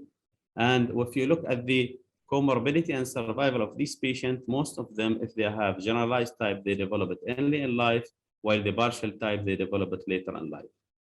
They also get renal complications like end-stage renal disease in the generalized type, and they die because of usually cardiovascular events and hepatic involvement. Some of them, they die because of sepsis. Treatment is now available to those patients. In December 2015, an expert panel gathered together and they produced the guidelines. You have to understand that there is no cure to this disease, and we only give treatment to prevent complication and ameliorate the comorbidities. And the cornerstone of treatment is diet. And then we add other modality of treatment according to the condition of the patient. So diet, balanced diets in the severe form of lipodystrophy with metabolic complications. I think a very low-fat diet is extremely important. You have to be careful in the young children because of the importance of fat and brain development. Exercise with caution in cardiomyopathy cases, and metrolleptin, of course, now is indicated, and treatment of other also complications. So metrolleptin now is indicated for generalized lipodystrophy by most of the authorities. It's above the age of 2, but even they can some people started at the age of 6 months, and in the partial lipodystrophy above the age of 12 with a very high A1C level and TGD, it's also indicated. And here you can see the difference after 1 year of starting the treatment in the drop of hemoglobin A1C and triglyceride, and the treatment will continue, the efficacy will continue over almost 48 months without decline in the benefit of metrolleptin. Also, patients on metrolleptin were able to discontinue most of the medications they were on, like insulin, oral anti-diabetics, and lipid-lowering therapies, and there were improvement in most of the organs in the body. It's well tolerated. They get only hypoglycemia, which you can reduce the dose, and sometimes they get weight decrease, but also you can reduce the dose. Most other side effects are really not common. This is the protocol, how we start the metrolleptin in patients. So metrolleptin is known to decrease the hyperphagia. Metrolleptin will improve the fasting glucose level and A1C. It will lower the TGD. It will reduce the hepatic steatosis. It will decrease the proteinuria. Some of the patients, they deteriorate with proteinuria if they have renal disease, but it's only a minority, and you need to decrease the dose. And it also normalizes the gonadotropin levels. Our experience in Oman, we had 4 patients started on metrolleptin, 2 of type 2 and 2 or 3 of type 4. One started almost 3 years ago. Sujud, this is Sujud, and Bailasan, her sister. They are typical of type 2. You can see Belasan is an older sister. We couldn't start on her because of severe complication, liver cirrhosis. We opted to start in the younger one who have a mildly affected metabolic profile. We started her when her A1C was 6.6 with elevation of liver enzymes. And after sometimes, after a year of treatment, A1C improved, liver enzyme improved, and the metabolic profile became normal. So there were significant clinical improvement, improving acanthosis nigricans. The dose were adjusted according to her metabolic profile and significant biochemical improvement. This is her picture after a year of treatment. So the take-home messages from my presentation is that now the condition is, we are well aware of it. It's heterogeneous. The treatment option is also well documented, and we have mitraliptin now available and well approved. We need to identify correctly the type, the subtype, and treat it accordingly. And we believe that the treatment will improve quality of life, will decrease comorbidity, and also will improve the prognosis. And I think mitraliptin should not be denied for any patient if the financial resources permit. Thank you very much, Prof. Adnan, and sorry for being late a little bit. Thank you very much, Dr. Seif. That was a very valuable presentation, and sorry to interrupt your presentation, but I think it was very valuable, and you give very clear messages. The last speaker, we will keep the question till the end of the session, so please stay with us. The last speaker will be Prof. Khalid Hussein. He's a professor of Pediatrics in Weill Cornell Medicine, Qatar. Dr. Khalid is he was qualified from the University of Glasgow, Scotland, UK, and trained in neonatology, metabolic medicine, and endocrinology at Great Ormond Street Children's Hospital in London, UK, and also in Melbourne, Australia. He is currently working in Sidra Medicine in Qatar, and he is the division chief of pediatric endocrinology, and also he is the vice chair for research program and director of research children clinical management group in Sidra Medicine. His current research and interest focus on the epidemiology and molecular mechanism of childhood diabetes and early onset obesity in Qatar. Prof. Khalid has many and valuable research and publication in monogenic diabetes and neonatal diabetes and congenital hyperinsulinism. I consider Prof. Khalid Hussein as the expert reference for us in difficult cases of congenital hyperinsulinism and neonatal diabetes, and he will really give you a valuable and quick answer and advice whenever you emailed him. Dr. Khalid he's a great speaker in many of the national and international conferences, and really he contributed a lot to the ASPID academic activities over the last many years. Prof. Khalid Hussein presentation will be on monogenic obesity. Welcome, Prof. Khalid. Good afternoon, everybody. My name is Khalid Hussein. I would like to thank the organizers of the Gulf Association of Endocrinology and Diabetes for allowing me to be part of this meeting. Over the next 25 minutes, I'm going to give you background to monogenic obesity. What I want to do is briefly give you an overview of childhood obesity, first of all, then start the introduction to monogenic obesity. I want to explain to you why it's important to make a diagnosis of monogenic obesity. I will then review some of the common causes of monogenic obesity. I will explain why having a molecular diagnosis can help in precision medicine and treatment for these children with monogenic forms of obesity. And finally, I will show you some of the work we're doing on monogenic obesity in early childhood at Sidra Medicine. You're all very familiar with the facts on this slide. We know that childhood obesity is becoming an epidemic all over the world. Obesity seems to be an interplay between factors which regulate genetic factors and environmental factors. And evidence suggests that early life events contribute to the increased risk of obesity. And what is disturbing is that obese children will become obese adults. We know that there's an increased risk of type 2 diabetes, and this leads to increased risk of early complications. Now, I used to think that obesity is a simple equation of calories in and calories out. However, this is much more complicated. It's not as simple as this. So let's start with looking at what regulates your appetite. Several different factors are important in regulation of appetite.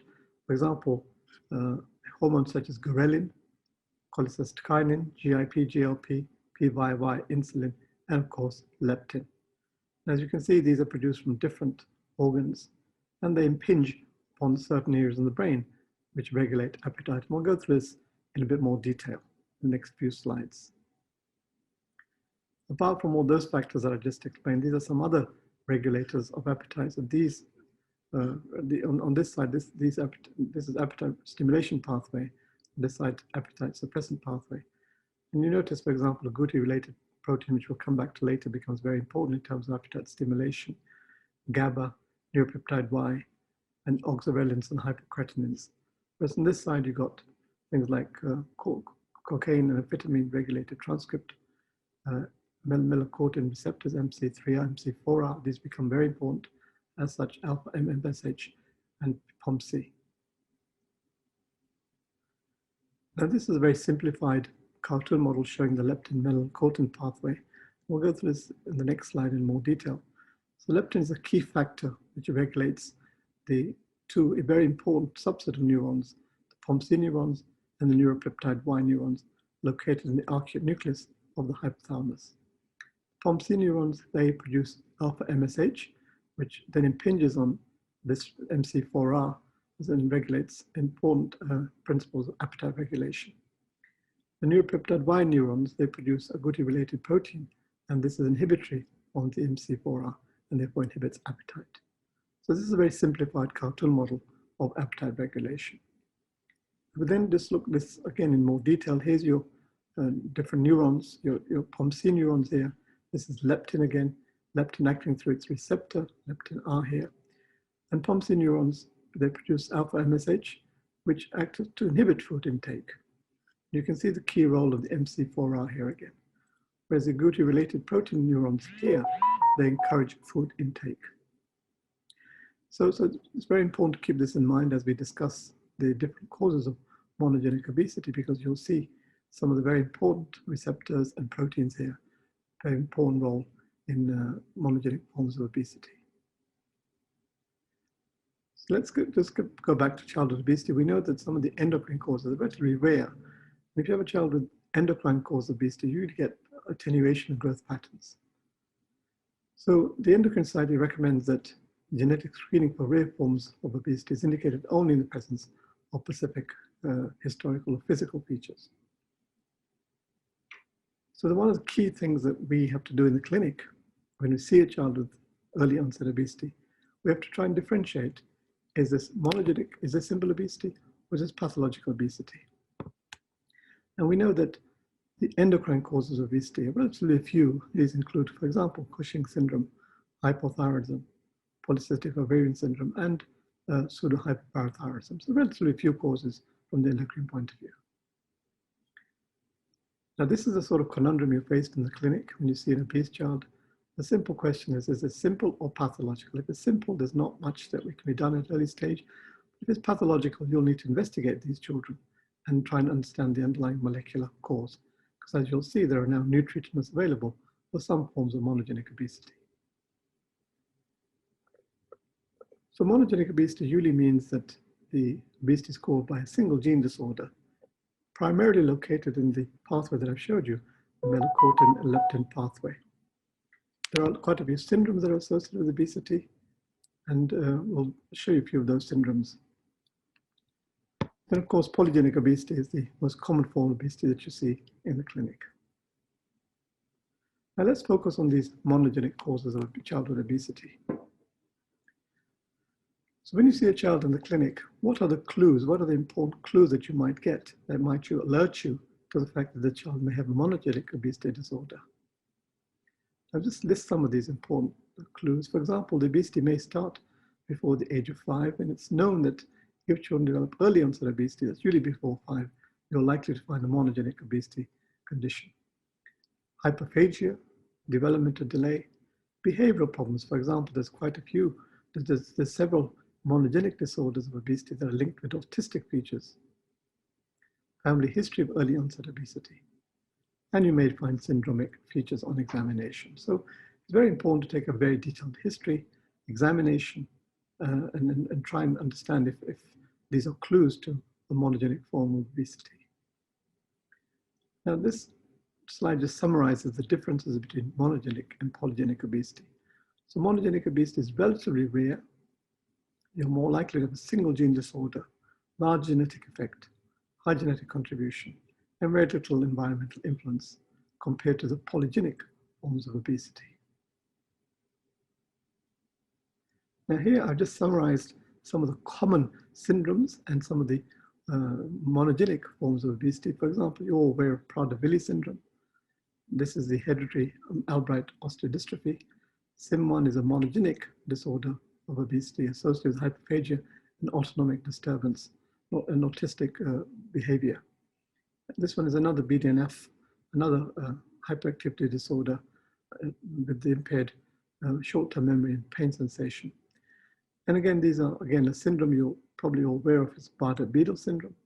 This is the syndrome associated with retinal dystrophy or pigmentation and renal abnormalities.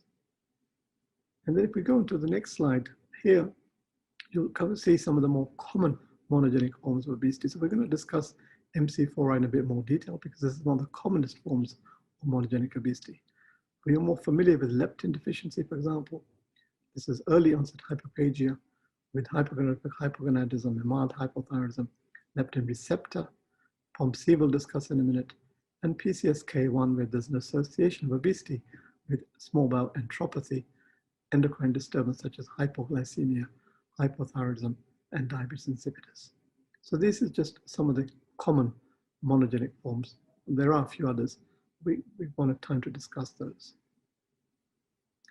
So I like this slide because this summarizes the historical discovery of the different monogenic leptin genes. So you can see in 1994, the leptin was cloned, and the first leptin mutations were identified in 1997. And the most recent is the ADCY3 mutations, which also cause monogenic obesity. So let's just go through one of the commonest causes of monogenic obesity in a bit more detail, because as you'll see later, there are now new forms of treatment which are targeting the MC4R receptor. So mutations in MC4R are the commonest causes of monogenic obesity, and in the literature, this varies between 2 to 6%.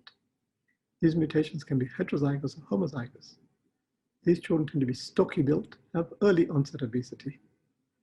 And very interestingly, children with MC4R mutations tend to show preference for food which has a high fat content. So biochemically, these patients tend to have fasting hyperinsulinemia, but interestingly, they don't have diabetes. They have an accelerated linear growth. And then if you look at the growth hormone, the increased growth is accompanied by impaired growth hormone secretion with increased pulsatility and increased total growth hormone secretion. They have decreased prevalence of hypertension and reduced activity of the sympathetic nervous system. Now I'm just going to on this cartoon show the key role of the MC4R receptor again. So you can see that the POMC neurons and the agouti-related peptide and neuropeptide Y, they all impinge on the MC4R receptor. And this is then integral in regulating satiety, energy balance, and some sympathetic output. So just bear that in mind when we discuss some of the new treatments that are coming along. It's now very important to identify which child has a monogenic cause of obesity because, as I've said before, new treatments are coming along which can target some of the key proteins that I showed you, which are involved in the pathway of monogenic obesity causes. So therapies are now coming along. We'll discuss this now. First, you're all familiar with leptin and severe obesity. Leptin is a key satiety regulator of food intake. And you've seen these figures before. So leptin treatment can lead to a significant reduction in weight gain. And this has already been published and shown. And of course, then there's leptin receptor mutations, which also cause early onset obesity. But until recently, there's no treatment for patients with leptin receptor mutations. And as I'll show you in a minute, there's now new forms of treatment for this condition. Another very interesting condition is POMC. So this is pro-promelanocortin deficiency in severe obesity. Now, what is POMC? POMC is a prohormone, you can see here. It's then cleaved at the level of the pituitary into ACTH, endorphins, and these fragments here. The ACTH then gets cleaved into in other non-pituitary tissues into alpha MSH. And this is very important to remember what this does. So this is important in pigmentation, immune response, and reducing food intake. So again, just showing you this in a bit more detail, the different fragments of POMC. This is MCH, the alpha melanocyte stimulating hormone, acting via the MC4R to regulate food intake. Here, the alpha MSH is acting via MC1 to control pigmentation. And the ACTH that's produced is acting via the MC2R receptor to regulate the production of glucocorticoids. So if the POMC is missing, then you cannot activate the MC4R, you cannot activate MC1 or the MC2R. So these were the first patients described in 1998. The first patient was a heterozygous mutation, and the patient number 2 was a homozygous mutation. And you can see the weight gain of these patients here. One of the patients had red hair because of the lack of melanin, but not all patients have been reported with red hair. These patients also had ACTH deficiency and therefore adrenal insufficiency with early onset obesity. So in 2016, an MC4R agonist called setmelanotide were used to treat these 2 patients with POMC deficiency. And just showing you here, so this was the weight of the 2 patients pre-treatment here, and this is the weight of the patients during treatment. So significant improvement in weight reduction in response to treatment with setmelanotide. And of course, the hunger score was also significantly impacted by this treatment. So it was very important to understand the mechanism of here, what was happening. So this setmelanotide was targeting the MC4R receptor in this leptin melanocortin pathway.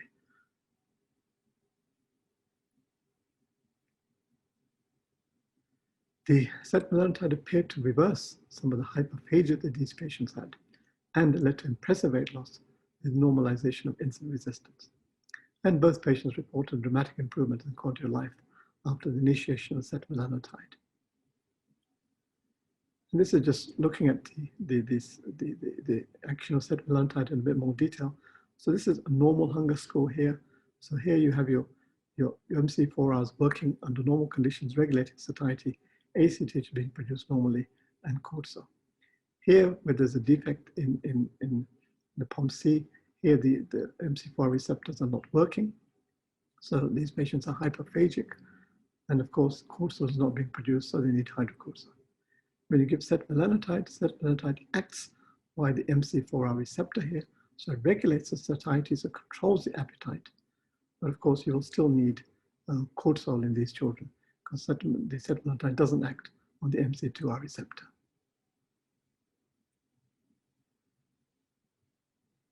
So after the description of those 2 children, it was hypothesized that maybe the setmelanotide could be used to treat other patients with other with other forms of monogenic obesity. And I'm going to show you the next few slides. This is exactly what's been happening. So it was thought that maybe children with the PCSK1 or children with the leptin receptor or children with Prader-Willi syndrome might be treated with setmelanotide. So this was published only recently where children with the leptin receptor mutation and again POMC deficiency were treated with setmelanotide.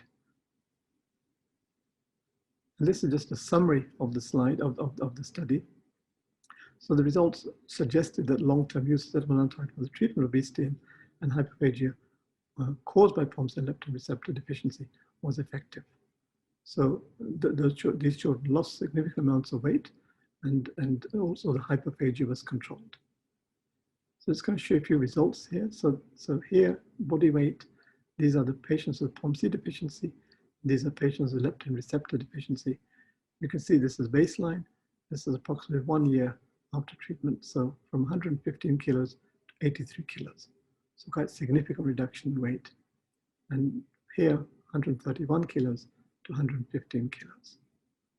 So significant reduction in weight for both of them. Here you're looking at non-bone lean mass and total mass. This is for POMC again, and this is for the leptin receptor deficiency patients. And then just looking at some of the metabolites in terms of glucose, insulin, lipids. So the patient with POMC deficiency, a significant reduction in fasting glucose. The HbA1c was slightly reduced. In terms of looking at the patients with leptin receptor, there was no significant change in the blood glucose or the HbA1c. In terms of lipids, in fact, for HDL, there was an increase here, but again, nothing significant. For HDL cholesterol was similar. Triglycerides were significantly reduced here for children with POMC. And this is again comparing children with leptin receptor in terms of HDL, LDL, and triglycerides. And this is just again looking at the weight changes over time. And the red is a composite weight. So this is over time. And this is the mean percentage change in body weight. So you can see quite a significant reduction for the children with POMC and significant reductions in weight for the children with leptin receptor mutations. Now these children have been followed up, and interestingly, it's been shown that the treatment with setmelanotide induces skin and hair pigmentation in these patients. But important to remember, important to note that there was no malignant changes observed in these patients in the study. But this highlights the fact that these children need to be followed up with regular skin examinations before and during the treatment with setmelanotide. Now, there are other new treatments for monogenic obesity. For example, the GLP-1 receptor, liraglutide, has been successfully used for one form of monogenic obesity. Again, this is the MC4R. This was the paper published showing that liraglutide was successful in treating a group of patients with MC4R. And interestingly, it was shown that it wasn't specific for MC4R. Other patients with non-MC4R also lost weight. So it's not targeting the MC4R, but it's a general treatment for obesity in this cohort. Now, what about bariatric surgery? The debate about bariatric surgery goes on. The recommendations from the Endocrine Society are that bariatric surgery should only be used in those children in extreme circumstances. Not all patients with monogenic obesity should undergo bariatric surgery. So these are the recommendations from the Endocrine Society, but in the literature, there are now more and more case reports of children with monogenic obesity having bariatric surgery. Now, this is the latest review that I came across, just published in 2020, which looks at the outcome of bariatric surgery for monogenic, non-syndromic, and syndromic obesity disorders. And I've just summarized here a paragraph of what they've said. So there is limited evidence in support of bariatric surgery as a treatment for genetic obesity disorders. So no strong statement can be made regarding the efficacy and safety of these procedures. However, what they believe is that bariatric surgery should be considered as a last resort option in some patients. In my own experience working here in Surgery Medicine, we have some very patients with severe forms of obesity due to monogenic disorders. And despite all the different treatments that are outlined, nothing at the moment seems to be affecting these children. And I'm personally thinking whether we should refer these children for bariatric surgery. But we can discuss this during question time.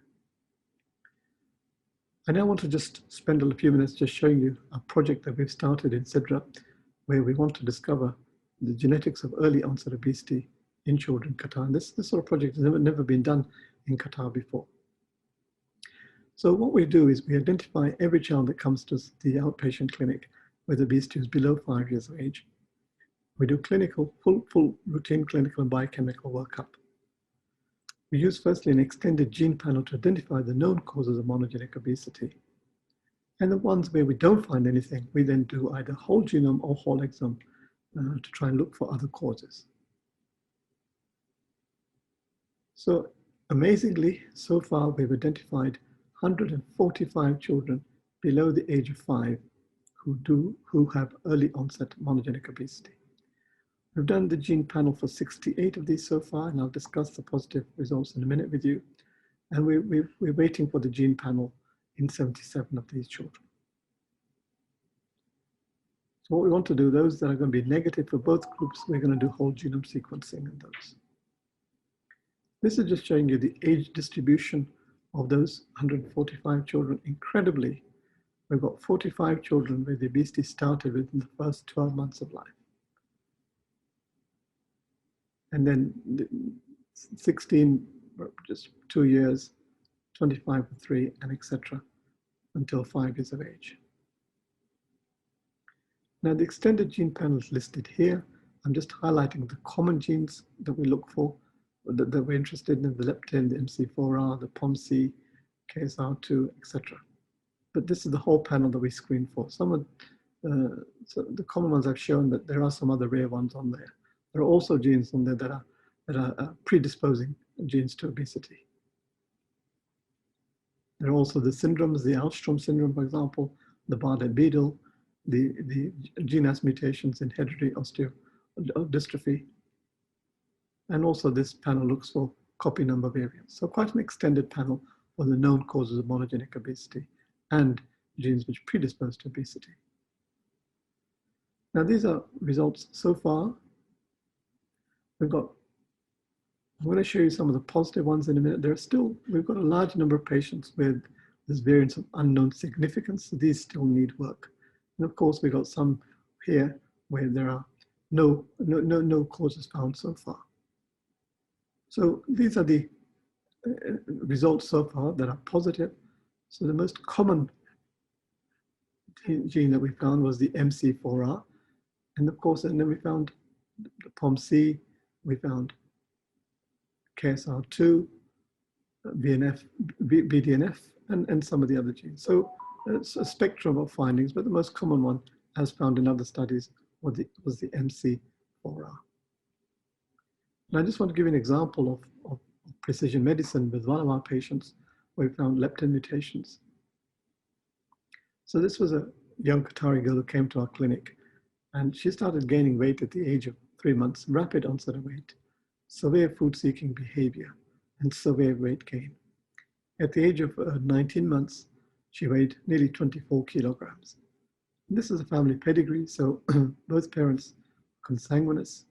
And she's got 3 aunties, who I'll show you later, also have significant weight gain, but 2 aunties that are otherwise well and healthy. So this is a child's weight gain. So this is the age. You can see rapid onset of weight just after birth. And this is just a graph illustrating the weight gain pattern. So what we found in this child, we found a novel exonic leptin gene mutation. And interestingly, normally leptin gene mutations lead to very low leptin levels. In our case, the leptin concentration was significantly high compared to reference. So the question was, why is the serum leptin level high in a patient who has an exonic leptin gene mutation? To cut a very long story short, the function analysis has shown that the mutation leads to a secreted leptin protein, which is not biologically active. So it does bind partially to the leptin receptor, but does not completely activate the leptin receptor. And we think the mechanisms of the disease involves either triggering or negligible signaling via the leptin receptors as a competitive antagonist. And this suggests this is a novel mechanism of obesity. So this data is not published yet, but hopefully will be published soon. So what we did with this child, we then started this child on leptin treatment. And this is just showing you the protocols of the dose that we used and what we did on day 1, day 2, and for the first 4 weeks, and some of the blood samples that we took. We had to increase the leptin dose on day 3 and then day 4. So on day around 4 to 5, we observed a reduction in appetite. We needed relatively high doses, I assume because this is a competitive antagonism. There was no side effects reported by the family. The child did have significant Bs before treatment, I assume because of obesity, but now the Bs completely gone away. So we kept a food diary, observation of food-seeking behavior, and regular review in clinics for routine blood tests and weight measurements. And incredibly, after 6 months of treatment, this was the child's weight. I mean, when I saw her last in the clinic, she was 16 kilos, and complete transformation in a physical being and her obesity-related Bs and mobility. So this is again just showing you the significant reduction in her weight from metroleptin treatment. Now going back to the family history, I mentioned that she had the child had 3 aunties, and these aunties are shown in red here. This is the weight of the aunties. So this auntie was 128 kilograms, this auntie 130, this auntie 108. All 3 aunties have the same mutation as the child. So this auntie we've now started treatment on, this auntie. She's been started in the same protocol as the child, and she's now down to 110 kilos. She lost 20 kilos in the last 4 months. So very interesting observation on this family. And this auntie who is not affected has a normal weight of 57 kilos. So just want to leave you with a few key take-home messages. It's important for us physicians to distinguish between simple and pathological obesity, or monogenic obesity, I should say. Monogenic obesity is now amenable to treatment. There are now drugs coming along, drugs which are already present and new drugs which are being developed to treat monogenic obesity. And this is where precision medicine becomes very important. As I've shown you, leptin for leptin gene mutations, setmelanotide for example, POMC or leptin receptor, and possibly other monogenic forms of obesity can now be treated. So effective therapy is now coming along, and this is extremely important for the future. In terms of bariatric surgery, I think this is still out for debate, and the current recommendation is that this should not be undertaken unless there are extreme cases of obesity which do not respond to medical treatment. I want to thank again the organizers of the committee for allowing me to be part of this presentation. Thank you so much. Thank you, Prof. Khalid. That was very valuable and interesting presentation, very beneficial. I think we extended the time for the presentation, so we will have only 3 minutes for the question. So let me start with the first question to Prof. Khalid. The question saying, Dr. Khalid, very interesting presentation from Karen, and she's saying, have you have any information on the rebound effect when treatment is interrupted? If you interrupt treatment, they'll start gaining weight. It's been shown in the patients with leptin deficiency. If you stop treatment, they start gaining weight again. I suspect the same will happen with the other monogenic disorders, the leptin receptor, for example, and the POMC. So the same thing, if you stop treatment, they'll gain weight. Okay. Okay, and a question for Dr. Abdulhadi. Very nice talk. In your last presented case, did you test the parents who reported they did not have diabetes? That's a very good question, because I think the the person who asked the question talking about the child with GCK mutation or MODY2. And the simple answer is yes, biochemically, none of them have evidence of diabetes. They both have normal A1C and they have no symptoms of diabetes.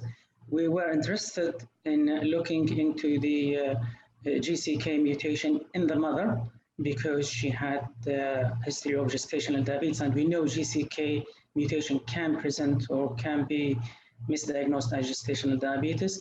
But the good news is she didn't really have this mutation when we tested. We didn't test the father. We didn't go through the both family, but clinically and biochemically, there is no evidence of diabetes. Great. Thank you, Dr. Abdulhadi. Very good answer. The question again for Prof. Khalid.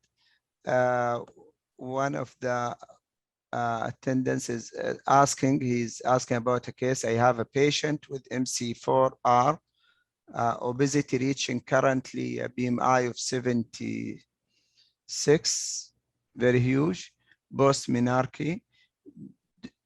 He's saying 76 maybe kg per meter square, so it's supposed to be right numbers. His question, do you think starting liraglutide going really to make a difference, or a bariatric surgery better at this level of obesity? I would give a trial of 6 months of liraglutide. If it doesn't work, I think this is the sort of patient we need to think about bariatric surgery, because I think this is severe extreme obesity. And the patient probably will benefit, but may gain weight later on after bariatric surgery. So you may buy time for a few years. But I would definitely try liraglutide first of all. Can I ask Prof. Khalid, Prof. Adnan, can I ask Prof. Khalid about MC4? Prof. Khalid, I had few patients with MC4 mutations, and before the era of liraglutide. And because of the severe morbidly obese phenotype, I did bariatric surgery for them. Okay. And after about a year or so, they regained the weight. Yes, but I bought sometimes for a year or two, they lost 20 to 30 kilos with bariatric surgery, but they're regaining the weight. So I agree totally with you. You buy time with them. Absolutely. This is what you can do until the new treatment specifically for MC4R receptors designed. Absolutely. Thank you. It seems a lot of questions on monogenic obesity. We need a full session on monogenic. So another two questions, Khalid, Prof. Khalid. The question for you would say, what clinical features in children with obesity increase the yield of genetic testing, likelihood of finding a pathological variant? Thank you. So in one of my slides, I highlighted the sort of examination and the clinical features like early onset obesity before 5, severe hyperphagia, severe food seeking, developmental delay, possibly autistic features, or anything syndromic on examination. Those things should alert you to the possible early onset obesity, but especially if the obesity starts before 5 years of age. That's a very, very important marker of possible pathogenic obesity or monogenic obesity, I should say. Another question for you, Prof. Khalid. Say if I have a patient below 5 years with obesity and I don't have a genetic testing facility for diagnosis, what should I do regarding the treatment or the diagnosis for those patients? Unfortunately, you cannot treat until you know the molecular mechanism, like I explained. So I would ask the person to collaborate with somebody in their country to do the genetic testing for them. You cannot treat blindly these children because you don't know what the mechanism is. Great. And I have a question for Dr. Seif Ali. Do we have local published data on generalized lipodystrophy or localized lipodystrophy in the Gulf region? We had a paper in 2004 by Anna Rajab, and she described a significant number of patients at that time, around 14 cases in Oman only, and mainly type 2 and type 4. And from my talking with my colleagues in the Gulf, they each one have a few patients. So yeah, we need to do a registry for our patients in the Gulf, but yeah, we have a significant number. The published data is really scanty and very little. Great. Because of the time, we will have only the last question for Dr. Abdulhadi Habib. Do we have a prevalence data for the Gulf and Saudi Arabia on monogenic diabetes, specifically on MODY? Well, the simple answer is no. There are a couple of, or maybe few case reports and family reported here and there, but I'm not aware of any robust data on the prevalence or incidence of MODY or any other forms of monogenic diabetes, of course, apart from neonatal diabetes. Can I make a quick comment? Can I make a quick comment?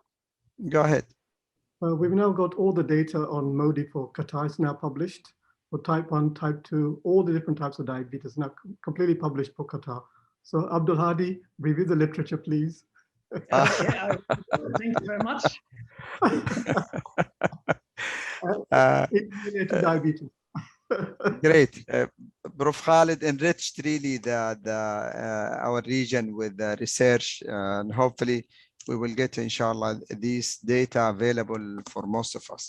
The last question for Dr. Karen, the age cut in our country or in our region is about 14. Some Gulf region will manage pediatric diabetes till 15. How about you, and how you are dealing with this difficulty in this age?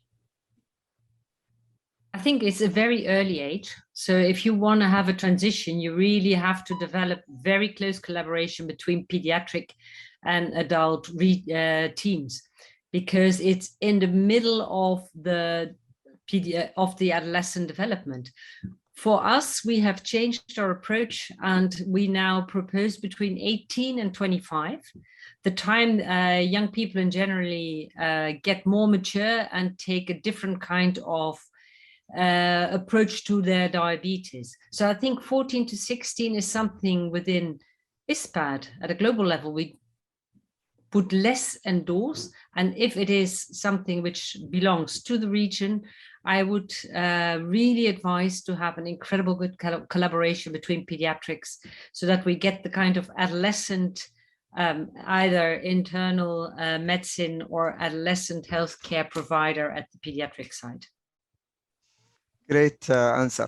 I think we have to conclude. Very interesting session and a lot of questions specifically on obesity and monogenic obesity. Obviously, we have a major problem of obesity in the Gulf region. I would like, on behalf of all the attendees, to thank the speakers. It was a very, very valuable session. We enjoyed all the 4 sessions. Thank you very much, Dr. Karen. Thank you, Abdulhadi, and thank you, Prof. Khalid, and thank you, Seif. It was a great session. Thank you very much. We'll see you soon in physical meetings soon, inshallah. Thank you. Thank you very much. Good afternoon, good evening, good morning to all of our attendees into this Congress. Welcome everywhere. Thank you very much for attending this very important session in pediatric endocrinology. This session, we are going to meet a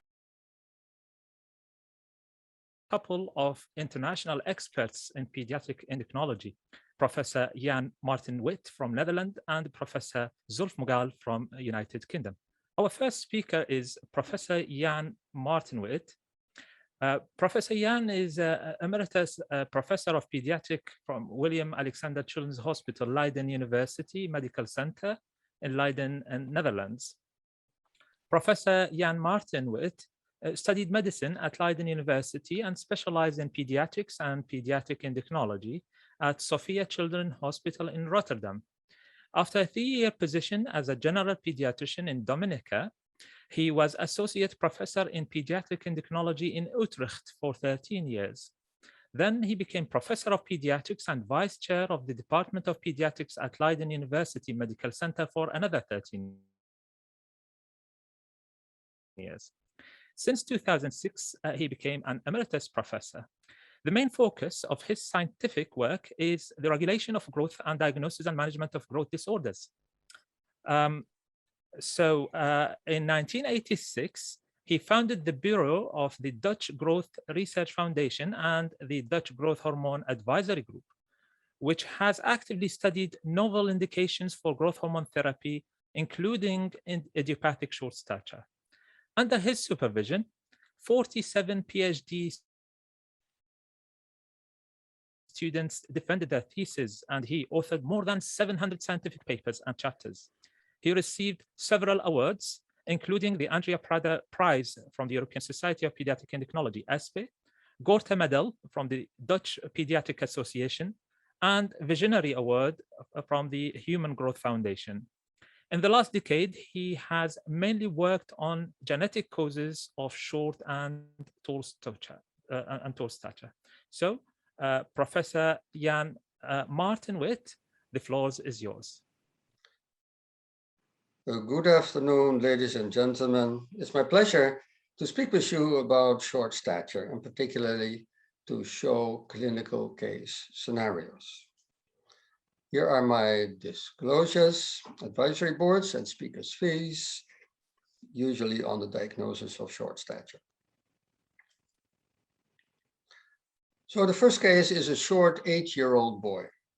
And again, we like to use a stepwise approach in the diagnostic procedure. In the first place, what are the frequent or relevant causes of primary and secondary growth disorders? And then we have to know the relevant questions and issues in the medical history, physical exam, and analyzing the growth curve. The third issue is to perform screening, which is laboratory and radiology. And fourth, collect the diagnostic clues for a primary or secondary growth disorder, assess their probability, and perform further testing. So what are these primary and secondary growth disorders that we are talking about?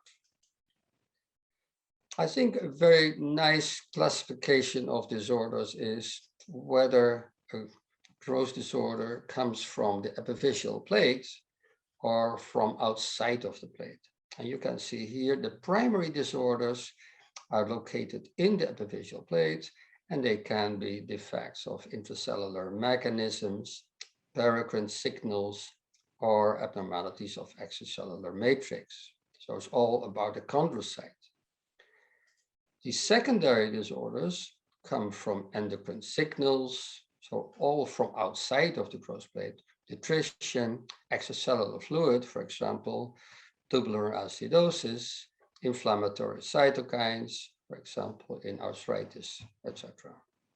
And of course, if we don't know, we call it idiopathic. So there are three main classes of disorders. Now, in more detail, the primary growth disorders are particularly clinically defined syndromes, and there are hundreds of syndromes associated with short stature. And these can be caused by chromosomal defects, copy number variants, or genetic or epigenetic defects. And then there's a separate class, one can say, of skeletal dysplasias. And of course, FGFR3 is the major one that is known. But there's now a new class of apparently isolated short stature, which is caused by genetic or epigenetic defects. So they look normal, so they're not really syndromic. And the best examples that we know now are the heterozygous variants in genes associated with skeletal dysplasias, such as SHOX, NPPC, NPR2, ACAN, Indian hedgehog. The secondary disorders can be endocrine, gastrointestinal, other organ systems, psychosocial, and iatrogenic. And that has not changed very much over time. And then there's idiopathic So one can call it is isolated short stature. If children are born, one can call this idiopathic STA. And if they're born appropriate for gestational age, you usually call it idiopathic short stature, so ISS. So here are the three main groups of disorders that we're looking for. And of course, the idiopathic is actually if you have not found any primary or secondary disorder. Then the second step is, of course, what are the relative questions and issues? And here there's a summary or selected clues for a primary disorder. The clues for the secondary disorders are not shown because of time constraint. And you can see them in the paper that we published 2 years ago. So in red, there are some things that I would like to highlight. STA per se is already a good reason to think of a primary disorder. And feeding problems is an important thing to ask because there are several disorders, Silver-Russell, of course, but also IGF-1R, haploinsufficiency, Noonan and Prader-Willi, that have feeding problems in infancy very frequently. A new question to ask in the family history is there any early onset osteoarthritis or discopathy in the family, particularly in the short members of the family? And then in the physical exam, it's already a long time known that asymmetry is an indication of Silver-Russell, but it's now very important to look for disproportion in great detail, also to see if it's more the upper arm that is short or the forearm that is short. And of course, similarly in the legs. Head circumference, very important always to measure because microcephaly and relative macrocephaly are indications of several disorders. And muscular hypertrophy is a new sort of sign at physical exam that is associated with shocks. And then it's very important not only to calculate mid-parental height, target height, but also look at the height of the parents separately. Because if the child has a similar height STS as one of the parents, a dominant abnormality is of course likely. So what about our first case? He had a normal medical history, normal birth weight, length, no feeding problems, normal development. The family history is interesting because the father is tall, about +1 SD for the Dutch standards, but the mother is very short with a stocky build.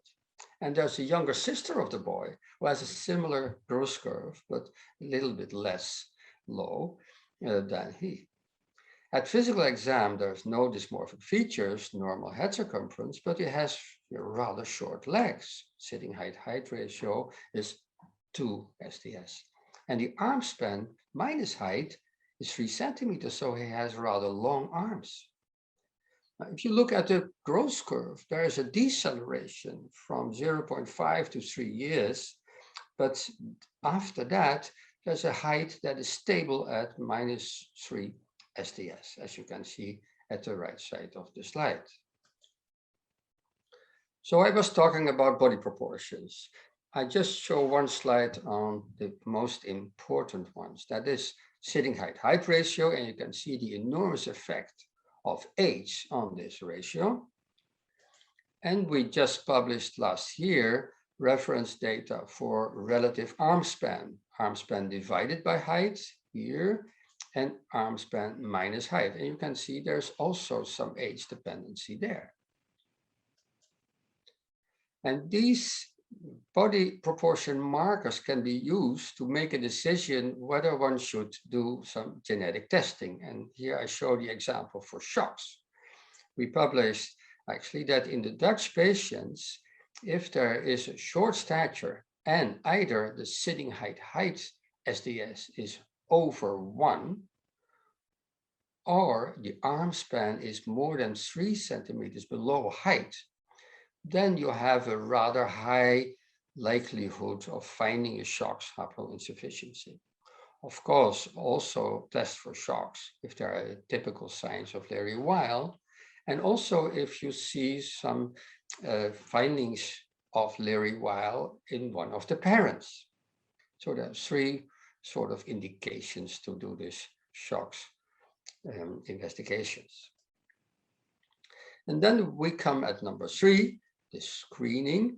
This is, of course, the first part is actually the regular textbook, the total things, but we added actually 3 things. We added here that the radiologist and pediatric endocrinologist not only should check bone age, but also check for anatomical features, because these novel disorders that we found over the last 2 decades actually often have anatomical abnormalities on the X-ray of the hand. Then in the younger children, we add blood gas and BP3, as you can see. In the children over 10 years and a decreasing or a low BMI, we add inflammation markers and feces calprotectin to check for inflammatory bowel disease. And for girls who are short or short for the target height, we still advise to check for Turner syndrome, but we give into consideration to use a karyotype or an array analysis. I come back to that. So this is the flowchart that we proposed in our guideline in the Netherlands. All children who are referred for short stature and or growth faltering to the general pediatrician, so this is for general pediatricians, collect medical history, family history, physical exam, and the growth data, do the screening, and then you can already find diagnosis like Turner syndrome. And if you use the array, also copy number variants and uniparental isodisomy, you already find hypothyroidism and celiac disease. And if there is at least one clue for primary growth disorder, if the lab is normal, and usually also bone age is normal, one can consider genetic testing. If there's at least one clue for a secondary disorder or an abnormal lab, for example, a low IGF-1 or so, or a severe bone age delay, one could do specific testing to check for those possible causes. And if there's no clue for a primary or secondary disorder and the lab is normal, one can usually stop investigations unless height is very, very short. So back to the patient. This is a patient with low normal birth size, suspect of dominant inheritance because his mother was also short and his sister, disproportionate and a relative arm span in the upper normal range, a typical growth pattern that is seen in the primary disorders, an early deceleration followed by a stable curve at about -3, also seen actually in syndrome of Turner, and no bone age delay. What did we do? There was insufficient specific features to look for one gene defect. So we did a next generation sequencing based growth gene panel. And what we found was a novel heterozygous missense ACAN variant, which was pathogenic in silico. We did segregation analysis. The variant was present in the affected mother and sister, not in the unaffected father. So the diagnosis here is a familial short stature due to ACAN haploinsufficiency. And ACAN is the gene that encodes aggrecan, which is a cartilage matrix protein.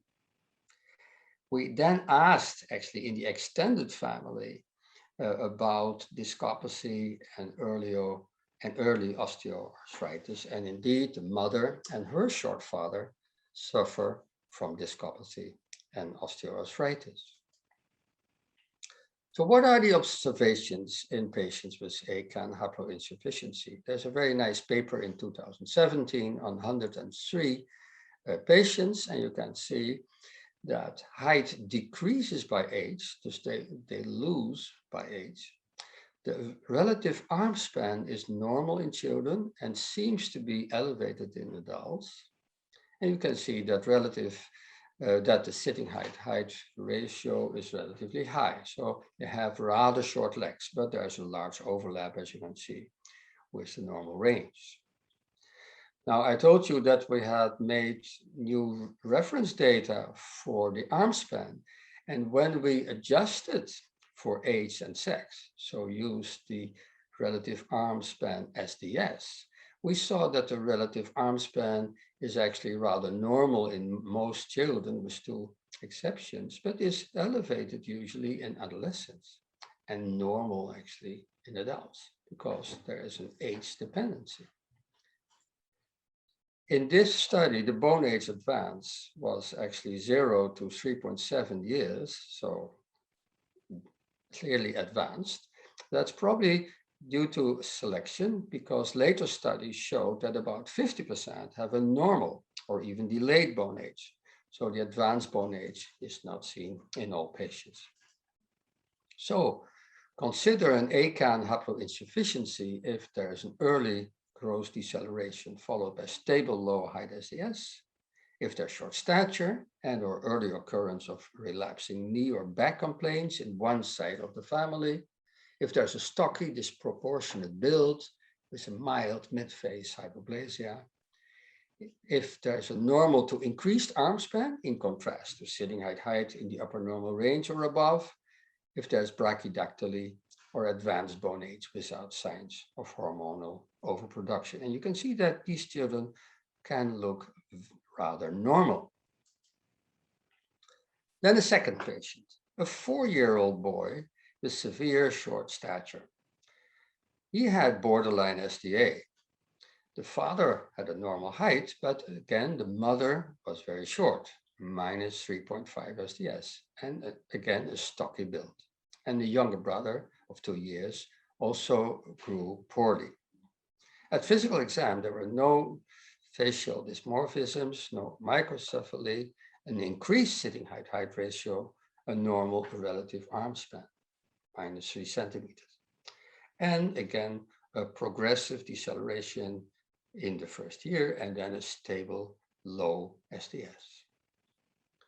Again, we thought that here most likely an autosomal dominant short stature would be possibly heterozygosity for one of the skeletal dysplasia genes. And again, we did this NGS gene panel and found in this case a heterozygous pathogenic missense variant in NPR2, again segregating with the affected mother and brother. So the diagnosis here is NPR2 haploinsufficiency. And what is that? There are children with a rather normal phenotype, although they tend to have some frontal bossing, as you can see here. It's dominant, of course. They can have short metacarpals, they can have short distal thumb phalanx. In general, their phenotype is similar to the SHOX haploinsufficiency. Some of these cases have been responding to growth hormone rather well, others not that well, as you can see. So you can ask, what is then the diagnostic yield of genetic testing in these short children? There's one very nice study from Germany that actually has investigated this. They started with 565 individuals with unexplained short stature or growth reduction.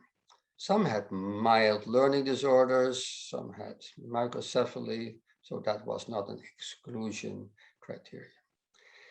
The first step that they did is they asked a clinical geneticist to do a systematic phenotyping of the growth pattern, dysmorphic features, radiology, psychomotor development, pedigree, etc. And there was a diagnostic workup of common and recognizable causes, a targeted genetic testing. So if you would send your patient to an experienced clinical geneticist or pediatric endocrinologist. And the diagnostic yield was already 13.6%. And half of those were the copy number variants, the CNVs.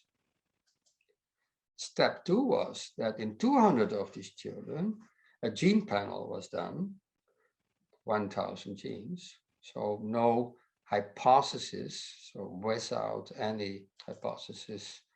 And there is an additional diagnostic yield of 16.5%. So pathogenic variants in known short stature genes. So the combined diagnostic yield is 33%, often with important clinical consequences. So the yield of the very short child, usually one makes a sort of limit of -3 SDS, is actually rather high. So in conclusion, collect diagnostic clues from the medical history, physical exam, and growth pattern to assess the likelihood of a primary or a secondary disorder. Perform then standardized laboratory screening. Check the X-ray of the hand and wrist, not only for bone age, but also for anatomical anomalies. Test for Turner syndrome if height SDS is lower than -2, or if it is lower than the target range. And you can use a karyotype if it is clinically suspected for Turner syndrome, or we can choose an array analysis where Turner syndrome is backed up, but also other copy number variants. You can also check the available clinical scores and criteria for Noonan, for example, Silver-Ross syndrome. I mentioned the SHOX score, and we also prepared an IGF-1R score that I had no time to discuss in detail. Consider a genome-based targeted gene panel if a primary growth disorder is suspected. And the cumulative frequency of genetic causes is about 15 or 13%, depending on the patients that you include. This is the end of this talk, ladies and gentlemen, but I'm sure that much more genetics and epigenetics is around the corner. For more details, see our paper on the guideline that we prepared for the Netherlands in Hormone Research Pediatrics, and the review on STA-born patients in endocrine reviews. Thank you very much. So thank you very much, Professor Jan Martin, for this fascinating talk. I should remind our colleagues to prepare their questions and write them in the Q&A session. We'll take you through the next 25 minutes with an international expert who had contributed heavily and supported lots of colleagues from the Gulf area, Professor Zulf Mughal from the United Kingdom. Professor Zulf is a consultant in pediatric bone diseases at Royal Manchester Children's Hospital. Professor Zulf Mughal graduated in medicine from the University of Liverpool in the United Kingdom in 1978. He received postgraduate training in pediatrics at hospitals in Manchester, Liverpool in the UK, and in Cincinnati at the USA. He was appointed a consultant pediatrician in 1988. He is currently employed as a consultant in pediatric bone diseases at the Royal Manchester Children's Hospital. He has extensive experience in management of childhood bone and mineral disorders. He has more than 30-year experience of managing pediatric cases of generalized arterial calcification of infancy and autosomal recessive hypophosphatemic rickets type 2. Professor Mughal has published more than 180 peer-reviewed scientific papers, invited reviews, and book chapters. Professor Mughal was awarded the Charles Slemender Award at the 7th International Conference on Children's Bone Health in Salzburg, Austria in June 2015, in recognition for his contribution to pediatric bone research. In June 2021, Professor Mughal was awarded the Dent Award by the Bone Research Society. So Prof. Mughal, the floor is yours to enlighten us about the fragility, fracture, and osteoporosis in young people. Good evening, everyone. I would like to thank the organizers for inviting me to speak at this important meeting. I have no disclosures in respect with this talk. So the learning objectives of this talk are to talk about fractures in children, causes of osteoporosis in children and adolescents, and how do we assess a child with fragility fractures, And finally, I'm going to discuss primary and secondary osteoporosis in children with the help of 2 case studies. So first of all, it's important to say that fractures in children are common.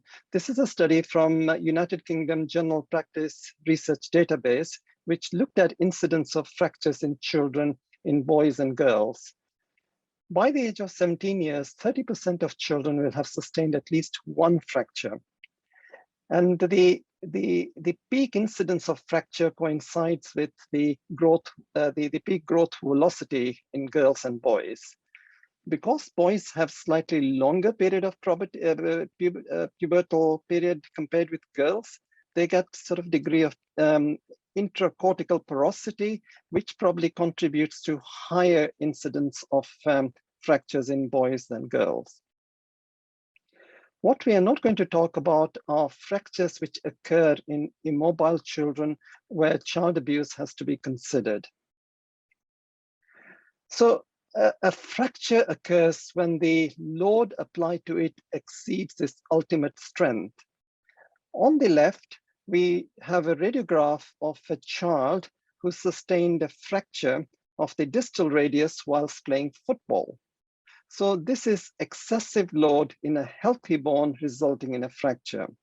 In contrast, the 2 radiographs that you can see in the middle panel and the right panel are fragility fractures. This one, in a boy with osteogenesis imperfecta, you can see compression fractures of 3 vertebral bodies, which occurred simply through sitting or standing. There was no significant trauma. And on the right is a radiograph of a child with cerebral palsy who never walked, and therefore his or her bones have become very gracile. You can see very thin femur. So the bending or the torsional force required to break this slender gracile bone is much less than that of a healthy bone. So these are examples of fragility fractures. So in an adult, you can diagnose osteoporosis based on bone density measured by DEXA or dual energy absorptiometry shown here. So if the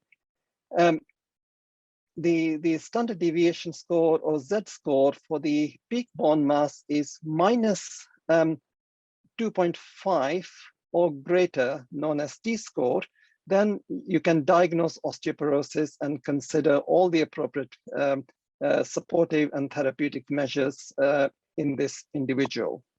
In contrast, in children and adolescents, the diagnosis of osteoporosis cannot be made on the basis of bone mineral density alone. So to make the diagnosis of osteoporosis in children, you need 1 or more compression fractures of vertebral bodies in the absence of local disease or high energy trauma, or the presence of both a clinically significant fracture history and size-adjusted low bone mineral density. So what is significant fracture history? That is 2 or more long bone fractures by the age of 10 years, or 3 or more long bone fractures by the age of 19 years. And this is from the pediatric section of the International Society of Clinical Densitometry, which reviews all the available literature as well as input from experts internationally. So you can divide the causes of osteoporosis in children into primary bone disorders and secondary bone disorders. Primary bone disorders include inherited disorders of connective tissue such as osteogenesis imperfecta, Ehlers-Danlos syndrome, and idiopathic juvenile osteoporosis. Secondary bone disorders include long-term treatment with glucocorticoids, chronic inflammatory disorders such as juvenile chronic arthritis, other chronic childhood illnesses, particularly if they're associated with malabsorption such as cystic fibrosis and chronic liver disorders. Childhood cancers, whereas particularly they are treated with chemotherapy, glucocorticoids, and anti-rejection medications. And neuromuscular disorders associated with immobilization, in particular cerebral palsy and Duchenne muscular dystrophy in boys. Primary and secondary hypogonadism in conditions such as anorexia nervosa, poorly treated thalassemia major, and galactosemia.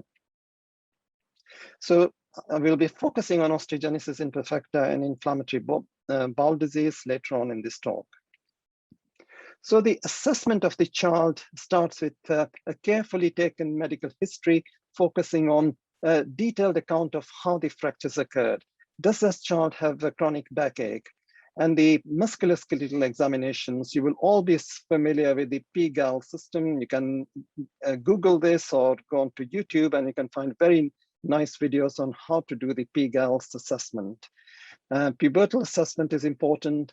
As in my rickets talk yesterday, I mentioned assessment of dietary calcium intake, which can be done quite easily in clinic. You need to measure serum levels of calcium, phosphate, alkaline phosphatase, parathyroid hormone, and 25-hydroxyvitamin D. Obtaining a spinal radiograph or vertebral fracture assessment by DEXA is important, and I'll talk a little bit about VFA, and bone mineral density measurement by DEXA. In few cases, we do transiliac bone biopsy with tetracycline labeling. So DEXA has major challenges in children because it measures areal bone density. In other words, dividing the bone mineral content of bone by its area. And I can illustrate this by showing these two cubes here, which are made of the same material and therefore have the same volumetric density of 2 grams per centimeter square. But if you divide this mass by this area in a smaller cube, you end up with areal density of 4 grams per centimeter square. And the larger cube, areal bone density of 6 grams per centimeter square. Now you can replace these cubes by a 7-year-old short child, but healthy, with another 7-year-old bigger child who are both healthy. And they will have totally different areal bone mineral density values.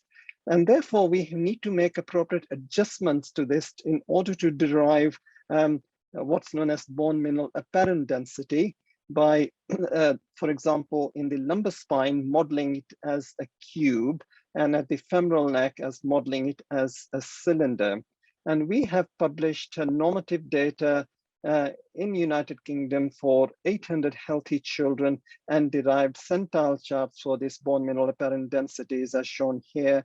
And you can see that in contrast to areal density, which goes up, the volumetric bone density or bone mineral apparent density is fairly sort of uniform and therefore not affected by size as much as areal bone density. I don't have time to discuss all the aspects of DEXA, which is a talk in itself. So spinal radiographs or assessment of the spine is important. Here you can see conventional radiograph of the thoracic spine and lumbar spine. And in the same child, my colleague, Dr. Nick Crabtree, performed vertebral fracture assessment by DEXA. You can see that the visualization of the thoracic compression vertebral fractures is far superior in the DEXA VFA as opposed to conventional radiograph. Moreover, the radiation dose for DEXA VFA is considerably smaller than that of DEXA VFA. And it's available at the point of care. In other words, when you do a DEXA scan to measure bone mineral density, you can request DEXA VFA at the same time. So the approach to treatment of a child with primary or secondary osteoporosis who fulfills the criteria for osteoporosis, as mentioned previously, one or more compression fractures of vertebral body or a significant fracture history with low size adjusted bone mineral density, is to treat the underlying disease where it is possible. So if you have somebody with for example, inflammatory bowel disease or another inflammatory disorder, just controlling the inflammation will result in improvement in bone mass. And even if they have compression fractures of vertebral bodies, as long as they are grown, then there is a good chance that those fractures will reshape. So treating underlying disease is very important. Optimizing their dietary calcium intake, making sure that they have adequate stores of vitamin D. When they feel well enough, it's important to use their muscles by weight-bearing activities which are trophic to bones. Assess and treat delayed puberty, which I'll come on to later. If they are symptomatic and if their fractures are not likely to remodel in a chronic disorder like primary osteoporosis, then you may consider judicious use of IV bisphosphonates.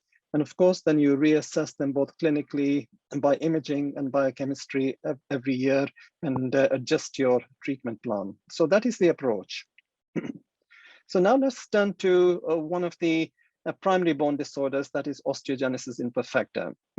So osteogenesis imperfecta is an inherited disorder of connective tissue associated with increased propensity to fracture and skeletal deformity. It's also associated with hypermobility, short stature, scoliosis, basilar invagination, rather fragile skin, increased hernias, blue sclera, muscle weakness, which is very important. And some of them have this dentinogenesis imperfecta and early hearing loss. The classification or the nosology is very complex. In 1979, David Salence divided it into 4 different types of osteogenesis imperfecta, type 1 being the mildest or the non-deforming form, type 2 being the severe perinatal form, usually lethal, and type 3, the progressive deforming form, and type 4, intermediate in between type 1 and type 3, who may have normal teeth or dentinogenesis imperfecta. And then we had type 5 described and type 6. And in the last 20 years, there's been an explosion of genes which we are now know are involved in collagen synthesis or skeletal mineralization, which cause both dominant and recessive and X-linked forms of osteogenesis imperfecta. And this really just shows the overview of collagen biosynthesis. So after translation, you get pro alpha 1 and alpha 2 chains of collagen, which then undergo post-translation modification carried out by proteins which are encoded by all these particular genes. And then there is collagen trafficking and folding to form this triple helix.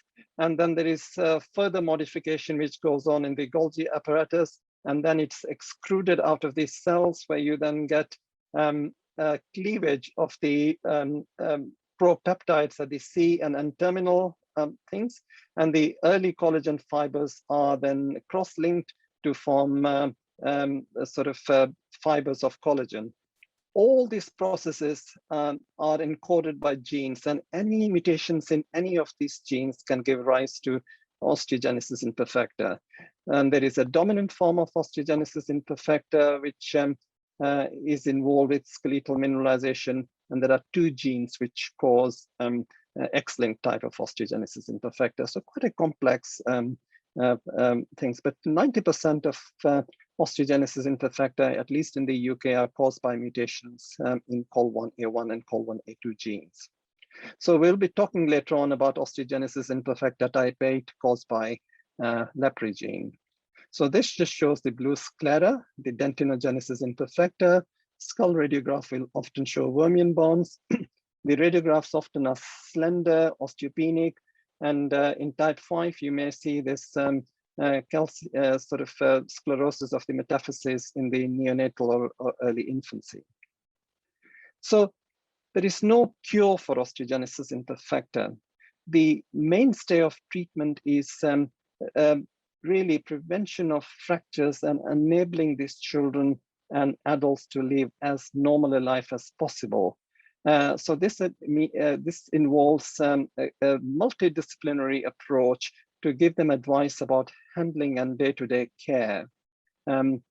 Physiotherapists play an important role in strengthening their muscle, improving their posture, dealing with hypermobility and gait issues. Occupational therapists may be involved in providing a wheelchair for more severe forms of, for children with more severe forms of osteogenesis imperfecta. And when they're in school, their hands may become very tired due to sort of hypermobility, and they need special writing and drawing aids, or may need access to a tablet or a computer to enable them to write. But dietary and orthotic input is very important, and all health professions have to liaise with the school to make sure that these children are able to access the educational curriculum to the full as an able-bodied child. So turning to the medical management, in those children who have recurrent long bone fractures or compression fractures of vertebral bodies, we consider treatment with IV bisphosphonates, which I'll come on to shortly. Vitamin D supplements are important. Dental care is important. Periodic screening for hearing loss is important. And of course, our best friends are orthopedic surgeons and spinal surgeons who help us to manage fractures and scoliosis. If they have base of the skull problems involved with Kihari malformation or syrinx, then neurosurgeons play an important role. So bisphosphonates are analogs of inorganic pyrophosphate, and in treatment of children with osteogenesis imperfecta, we use nitrogen-based bisphosphonates, mainly pamidronate and zoledronic acid. And these are by osteocyte or by osteoclasts and cause premature apoptosis of these osteoclasts.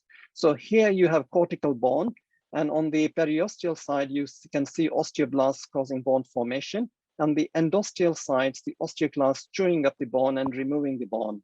But if you can sort of cause apoptosis of this osteoclast, you can stop or reduce the bone resorption, and this will cause thickening of the bone. So the bone quality is not completely normal, but having thicker and more bone translates into fewer fractures. So bisphosphonates result in improvement in bone density, reduced fracture incidence, reshaping of vertebral fractures in growing children, reduction in pain, and improvement in mobility. The symptoms are acute phase symptoms with first infusions of fever, bone pain, headaches, nausea, which are less likely to occur with subsequent infusions. If they are vitamin D deficient, they may be prone to hypocalcemia. Some develop hypophosphatemia, though that's rare. Boys with Duchenne muscular dystrophy are prone to rhabdomyolysis, and you can develop transient iritis or uveitis. This bisphosphonate lines that you often see on radiographs are mineralized cartilage, which can sometimes act as stressorises, leading to interface fractures. So this is a child with type 8 osteogenesis imperfecta at birth. You can see fractures in utero, multiple compression fractures of vertebral bodies, soft deformed skull, and rib fractures at birth.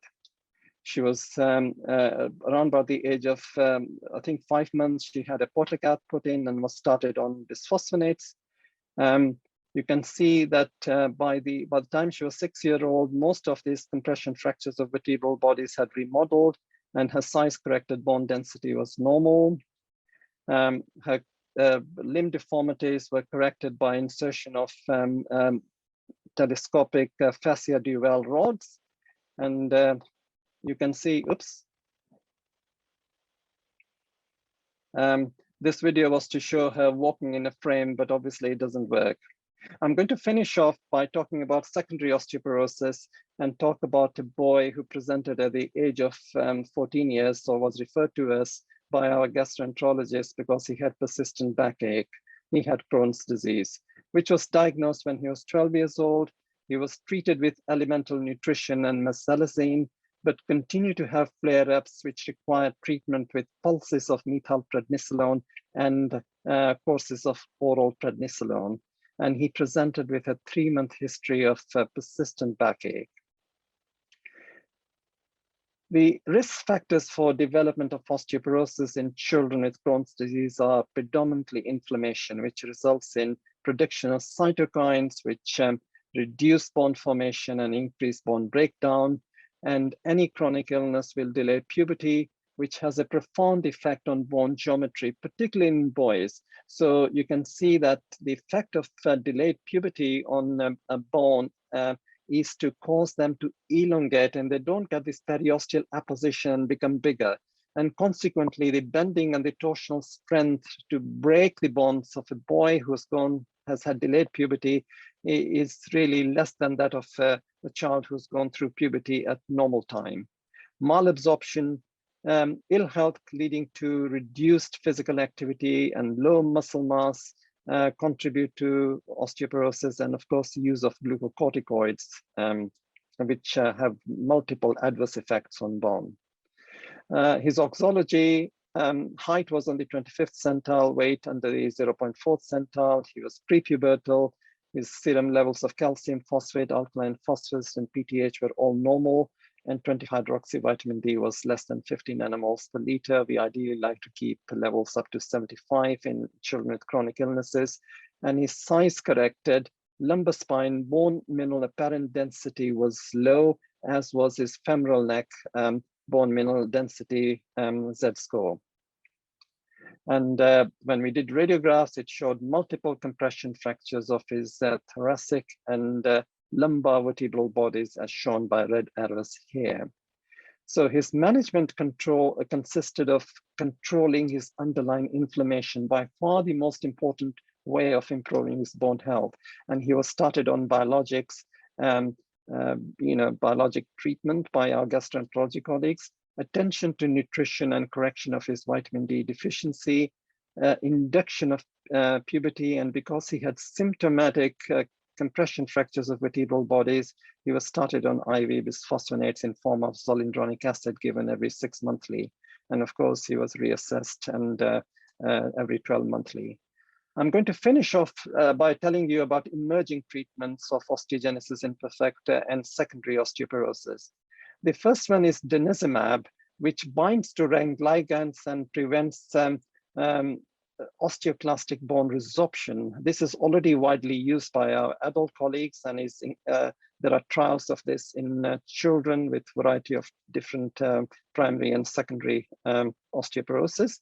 The second one is trisumab, which targets sclerostin, and binding sclerostin leads to not only bone formation, so this is anabolic, but also reduces bone resorption. And then finally, TGF-beta pathways are upregulated in bones of patients with osteogenesis imperfecta. And monoclonal antibody against TGF-beta has been shown to increase bone formation. So these are emerging therapies, so look out for this, and this hopefully will lead to improved care of our patients with primary and secondary osteoporosis in the future. I'd like to finish off by thanking my the Manchester Multidisciplinary Bone Team, of which I'm a very proud member. We have now a growing group of doctors, therapists, nurses, and 2 outstanding surgical colleagues here who deal with our problems. So thank you very much for listening. Well, very impressive, informative talks that we listened to. Thank you very much for our experts, Prof. Jan Martin and Prof. Zulf Mughal. Now we're going to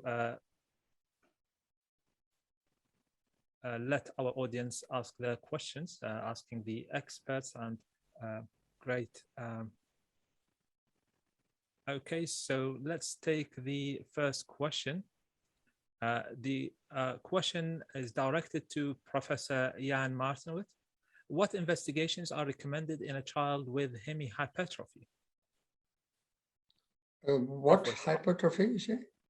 They haven't specified what hypertrophy. They just said hemihypertrophy. Oh, hemihypertrophy. Yeah, that is suggestive for an epigenetic disorder. Of course, you can think of Silver-Russell syndrome, but also other syndromes with some things. And that is very specialized work that should be discussed, I think, with the clinical geneticist, actually, what would be the best gene to test, or maybe even a gene panel, actually, of disorders that are associated with this. Right. So, so that's okay. So, recommending genetic investigations for that case. A question for Professor Zulf Mughal. What is your opinion in starting zoledronic infusion for osteoporosis with history of fracture in oncology patients still under chemotherapy? Would that increase the risk of the side effects or not? Thank you very much. So I don't know, I can't seem to switch on my camera. I don't know whether the controllers can switch on my camera, but I hope you can hear me. So it's very well known that many cancers, particularly leukemia, you get, so hopefully you can see me now. Yes, we do so see in leukemias, just treating leukemic patients, who often have fractures, will lead to reshaping of the compression fractures of vertebral bodies. So my approach would be that if they're symptomatic, then please treat them with zoledronic acid or pamidronate. But there's a good chance, particularly in a younger growing child, growth is bone doctor's best friend. So, growth plus controlling the underlying oncological conditions such as leukemia or cancers will lead to reshaping of vertebral bodies. But there is a need for treatment with bisphosphonates. And of course, many of them get avascular necrosis, which is a very painful condition. And we often use bisphosphonates to control their pain. I'm not quite sure that bisphosphonates actually have any role in altering the course of avascular necrosis. Okay, thank you very much for that. Another question for you. Do you recommend doing a DEXA scan in osteogenesis imperfecta type 1 in the absence of fracture? If no, how would you follow and treat? So thank you for that question. So as I mentioned, that in osteogenesis type 1, if they have not got recurrent fractures, or if they haven't got compression fractures of vertebral bodies, then of course there's no need to treat them with bisphosphonates. The standard of care is that they should have annual spinal radiograph or vertebral fracture assessment by DEXA, because many of these compression fractures occur insidiously and many can be painless. And if you can treat them early, that will allow remodeling. So the answer is that you don't rush in to treat, but you certainly should be looking for insidious onset of compression fractures. I think looking at spinal radiographs or VFA of the spine is more important than bone density. Okay, thank you very much. A question for Professor Witt. Should we subject all adolescents to growth hormone stimulation tests with height below 3rd centile and height gain of 4 centimeters in age between age of 8 to 12? They said there is no metabolic hormonal profile and X-ray for bone age corresponds with chronological age.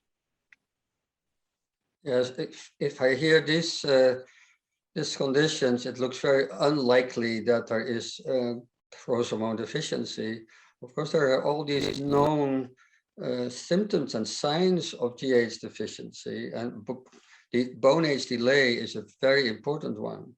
And if there's no delay at all, and there's no advanced puberty or so, then it's very unlikely that there is GH deficiency. So I see no need then to test for that. Of course, if he's really short, you could search for other causes, and particularly if you think of a primary disorder, you can have this pathway actually in the direction of a gene panel or something like that, if that is a possibility in your country. Great, thank you very much. Another question about short stature to you, Professor Witt. A patient who is 8 years old, female, normal karyotype, her height is -4 standard deviation score. She's got delayed bone age of 3 years. Growth hormone stimulation test showed very high growth hormone response to clonidine and arginine stimulation tests in hundreds, suggestive of growth hormone resistance, but normal growth hormone at 0 minute, normal IGF-1, normal IGF-BP3. What is your approach for this growth hormone resistance? Yeah, that's an interesting case. It is very likely that this is a genetic cause. Of course, there are a number of TH-resistant syndromes. In the first place, Loran Syndrome, of course, of the receptor, but also STAT5B, and the ALS as well. And there are some rarer forms as well. So in this severely short case, I would certainly do a gene panel actually to check for the known genes. And if that would be negative, you even do a trio DNA sequencing, so a whole exome sequencing in the patient and the parents to see if you can find a novel disorder. I'm sure there are still a lot of disorders that we have not yet detected. And of course, these sort of severe cases actually should be really followed up thoroughly. Great. In limited resources countries, say, for example, Iraq, where they don't have access to genetic testing, would you recommend giving a trial of growth hormone for such a patient? No, I would not. I would first do the diagnosis, and you can always collaborate with labs in other parts of the world. For example, in our lab in Leiden, we have been studying DNA samples from many countries in South America and Turkey, etc. And if you are really thinking of an important novel sort of cause, a lot of labs will be interested actually to check that. And there are some research facilities in our lab, but also in labs in the United States and in London to do this. So don't stick to your own country in these type of international things. You have to work together with other countries. Amazing. That's a beautiful message to our colleagues who asked this question. Question to Professor Zulf Mughal. Do you recommend using bisphosphonate in bedridden patients who have a very low Z score, -5 SDS, but no fractures? That's the first part of the question. So in immobile or disabled children, there are many challenges in measuring bone density because many of these patients have scoliosis, and that can give you erroneous results. But as I mentioned, you don't treat bone density. It is important that they have a significant fracture history plus low size adjusted bone density, which is important. So unless this patient has compression fractures of vertebral bodies or has suffered 2 or more fractures by the age of 10 years and has low size adjusted bone mineral density, I would not prophylactically treat with bisphosphonates. Remember that bisphosphonates are not licensed for use in children. Okay, excellent. When would you change the zoledronic acid dose to annual rather than every 6 months? That's a very good question. So one of the reasons why we use 6 monthly doses is because of the high turnover that children have.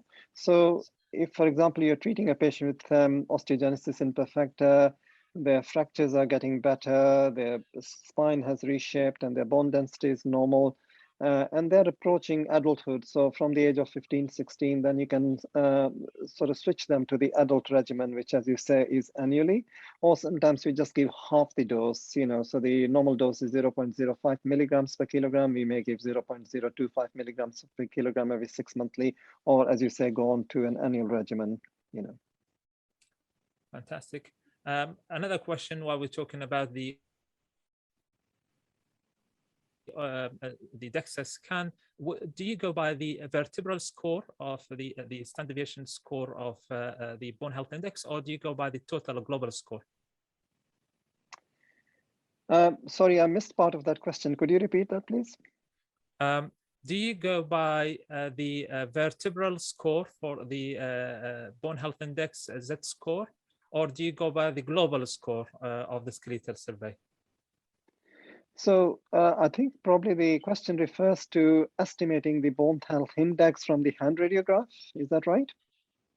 Because, by looking at the metacarpal thickness and the shape, you can get bone health index, and that is increasingly being used. And my colleague, Dr. Nick Crabtree in Birmingham, is doing a prospective study, and the STOP study consortium that she's doing, where she's looked at 300 patients with different chronic illnesses. And she tells me, it's not published yet, that the bone health index is a good predictor of future risk of fracture, but it is not yet accepted as a way to assess osteoporosis. I think DEXA still remains the gold standard, as it were. But I think in future, we may be able to use the bone health index derived from the hand radiograph. Great. Thank you very much. We have another question. It's for Professor Jan Martin. Which genetic abnormalities with SGA warrant growth hormone therapy? Yeah, at the present time, SGA as such is, of course, already an accepted indication. I believe that genetic testing for the children with SGA with short stature is important, because there are some conditions that you would not treat them with GAs, for example, the Bloom syndrome, and there are other syndromes like that. So it's important to know that the patient does not have that sort of condition. If there are also patients who are SHOX haploinsufficient or NPR2, and of course, SHOX is an accepted indication. About 30% of the SHOX patients are born SDA. So in the normally SDA thought patients, actually, some of them have a genetic cause that would warrant a higher dose, actually, than the standard dose for an SDA child. So those are some of the reasons, actually, to try to test your SDA patient before you start therapy. Another thing is that there are some of them are IGF-1R deficient. They have a haploinsufficiency for IGF-1R. And in these patients, you can accept higher IGF-1 concentrations on treatment, actually, because they are partly insensitive. Well, an additional reason, again, actually, to do the testing actually before therapy. Thank you very much. For patients with the ACAN gene mutation, do you normally start them on higher dose of growth hormone? In our country, these patients cannot be treated because it's not an accepted indication, and that actually is actually for most, of course, of the other novel conditions. But we have a system where if the height is short enough, we can do a special dose and a special study, I can say, actually to test if this therapy would be beneficial. For NPR2, the results seem to be rather good, so in the same order as SHOX, but it's not yet an accepted indication, of course. But yeah, if you have the possibility to do it, you can do it off-label, right, if you like. Mm-hmm. For the ACAN patients, that has been done as well. The results are not as good as for the NPR2. And of course, for all of these, no adult height data are available. So it's very uncertain what the effect is really at the end. Right. Professor Zulf, for patients with osteoporosis, you mentioned that to optimize their dietary intake before considering further treatment, say, for example, bisphosphonate, over how long period would you consider optimizing the dietary intake before considering that the patient needs bisphosphonate? Sorry, thank you. So I think it's important to treat the underlying condition. For example, as I said, in somebody with inflammation, you know, if you just control the inflammation, or in a leukemic patient, if you treat leukemia, that itself will result in improvement in bone mass and reduce fracture in things. Nutrition is, of course, very important. A sick child will not have enough adequate intake of calcium, vitamin D, and that is needs to be done alongside treating the underlying disorder. I would not say that just, you know, you can cure osteoporosis through simple nutrition. The exception being possibly anorexia nervosa, where I think we have noticed that once their BMIs improve, then their bone densities and bone quality improves as well. Okay. So thank you very much for your talks, and thank you very much for answering the questions from our audience. We enjoyed the session with you, Prof. Jan Martin Witt and Professor Zulf Mughal. Thank you very much for this, and hopefully we'll see you again in person soon. By this, we end this session and we move on to next planned sessions as per the conference agenda. Thank you very much, everyone. Okay, thank you very much. Bye-bye.